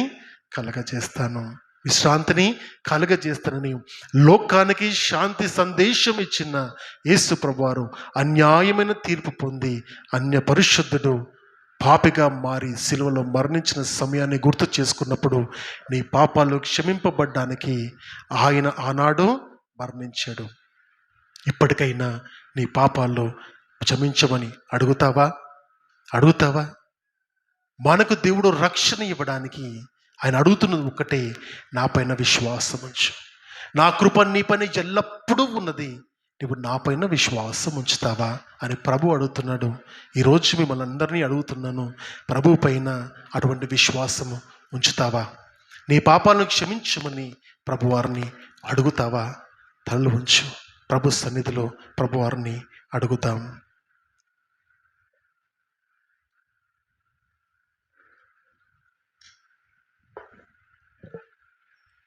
ప్రభువారిని అడుగుతాం. ప్రభువా, నన్ను క్షమించు నాయన, ప్రభువా నన్ను క్షమించు నాయన. మన అతిక్రమ క్రియలను బట్టి అతడు గాయపరచబడాను, మన దోషములను బట్టి నలుగు కుట్టబడెను. మన సమాధానార్థమైన శిక్ష అతని మీద పడెను, అతడు పొందిన దెబ్బల చేత మనకు స్వస్థత కలుగుచున్నది. ఆయనను సిలువకు అర్పించటము, ఆయనను నలుగొట్టుటకు యెహోవాకు ఇష్టమైన అతడు తన్ను తానే అపరాధ ప్రియరార్థ బలిగా చేయగా అతని సంతానము చూచెను. నీతిమంతుడైన నా సేవకుడు జనుల దోషములను భరించి తనకున్న అనుభవ జ్ఞానము చేత అనేకులను నిర్దోషులుగా చేయనని చెప్పిన మాటను జ్ఞాపకం చేసుకుంటాం. అందరూ కూడా తల్ల వచ్చుదాం. అందరూ కూడా, ప్రతి ఒక్కరూ, ప్రభువా నా హృదయాన్ని నీకు అర్పిస్తున్నాను దేవా, నాలో ఉన్న సమస్తమైన కల్మషమును, చీకటిని, పులిసిన దానిని నాలో నుండి బయట పారవేయమునైనా. నీకు విరోధముగా బ్రతుకుతున్న దానను తండ్రి క్షమించుమని అడుగు. నీ పాపములో క్షమించి దేవుడు అయినా, నీ అపరాధములో మరి ఎన్నడూ జ్ఞాపకము చేసుకొనని దేవుడు అయినా, మనము విశ్వాసము ద్వారా కృపచేత రక్షింపబడ్డాము. ఆయన కృప మన పైన ఎల్లప్పుడూ ఉన్నది. ఈ క్షణము దేవుణ్ణి, యేసు ప్రభువారి ద్వారా నాకు రక్షణ దొరుకుతుందని నమ్మినట్టయితే విశ్వసించు. ప్రభువా, నేను నిన్ను పరిపూర్ణంగా నమ్ముచున్నాను, నాలో అపనమ్మకము ఉండకుండా కాయుమని అడుగు. దేవుడు సహాయం దయచేస్తాడు. నీ పాపాలు క్షమించుమని అడుగు. ఇక నుండి నూతన సృష్టి వలె దేవుని కొరకు బ్రతకడానికి నిన్ను నీవు ప్రభువారి చేతికి అప్పగించుకో.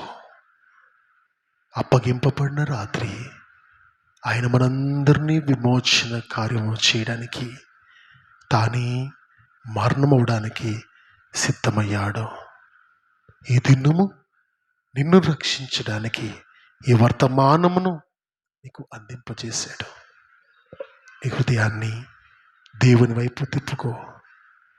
నీ హృదయాన్ని నీ బలహీనతలకు దాసునిగా కాకుండా ప్రభువుకి దాసులుగా ఉండడానికి ఇష్టపడు. ప్రభు నమ్మదగినవాడు, నిన్ను రక్షిస్తాడు. నువ్వు ఒంటరి వానివి కాదు, ఒంటరి దానివి కాదు. ప్రభు నీకు తోడుగా ఉంటాడు.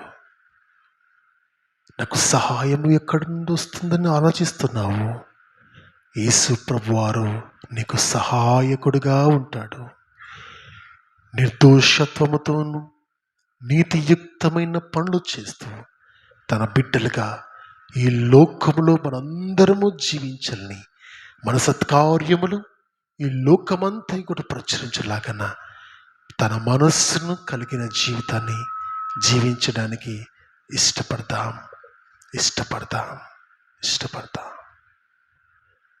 ప్రార్థన చేసుకుందాం. ప్రభువా, నీకు స్తోత్రములైనా. పరిశుద్ధమైన దేవుడవు, పవిత్రమైన దేవుడవు, నిష్కళంకమైన దేవుడవు, నిర్దోషముతో ఉన్న దేవుడవు, అతి పవిత్రుడవు, జీవం కలిగిన వాడవు, జీవాధిపతివి. అటువంటి నీవు తండ్రి మా కొరకు పస్కా బలి పశువుగా 2000 సంవత్సరాల క్రితము ఈ లోకంలోకి అవతరించిన నాదా, నీకు స్తోత్రములు. మమ్మల్ని క్షమించారు నైనా. మమ్మల్ని విడుదల చెందించడానికి, మమ్మల్ని క్షమించడానికి లోకానికి అవతరించిన దేవుడు నీవనైనా. మాలో ఉన్నవాడవు, మాలో ఉండి నడిపిస్తున్నవాడవు. నేను నీకు తోడుగా ఉన్నానని వాగ్దానం చేసిన వాడు. నమ్ముతున్నాను. మా పాపముల నిమిత్తం బలి అయ్యావు నైనా. మా పాపముల నిమిత్తము త్యాగము చేసావు నైనా. తండ్రి, మీకే స్తోత్రములు. ఈ మాటలు విని ఈ వాక్యము హృదయాలకు చేకూర్చుకుని తమ జీవితాలను మార్చుకోవాలని సిద్ధపడి ఉన్న, నిర్ణయం తీసుకున్న ప్రతి బిడ్డను ఆశీర్వదించండి నైనా. మీ కొరకు బ్రతుకున్నట్లుగా, మీ సాక్షులుగా నిలబడినట్లుగా ప్రతి ఒక్కరిని నిలబెట్టమని, మీ సాధనాలుగా ఉంచమని అడుగుచు నజరేయుడు అతి పరిశుద్ధుడైన యేసయ్య అతి శ్రేష్టమైన నామములో ఈ ప్రార్థన మీకు సమర్పించుకుంటున్నాను పరమ తండ్రి. ఆమేన్, ఆమేన్, ఆమేన్. హల్లెలూయా. God bless you all. God bless you all.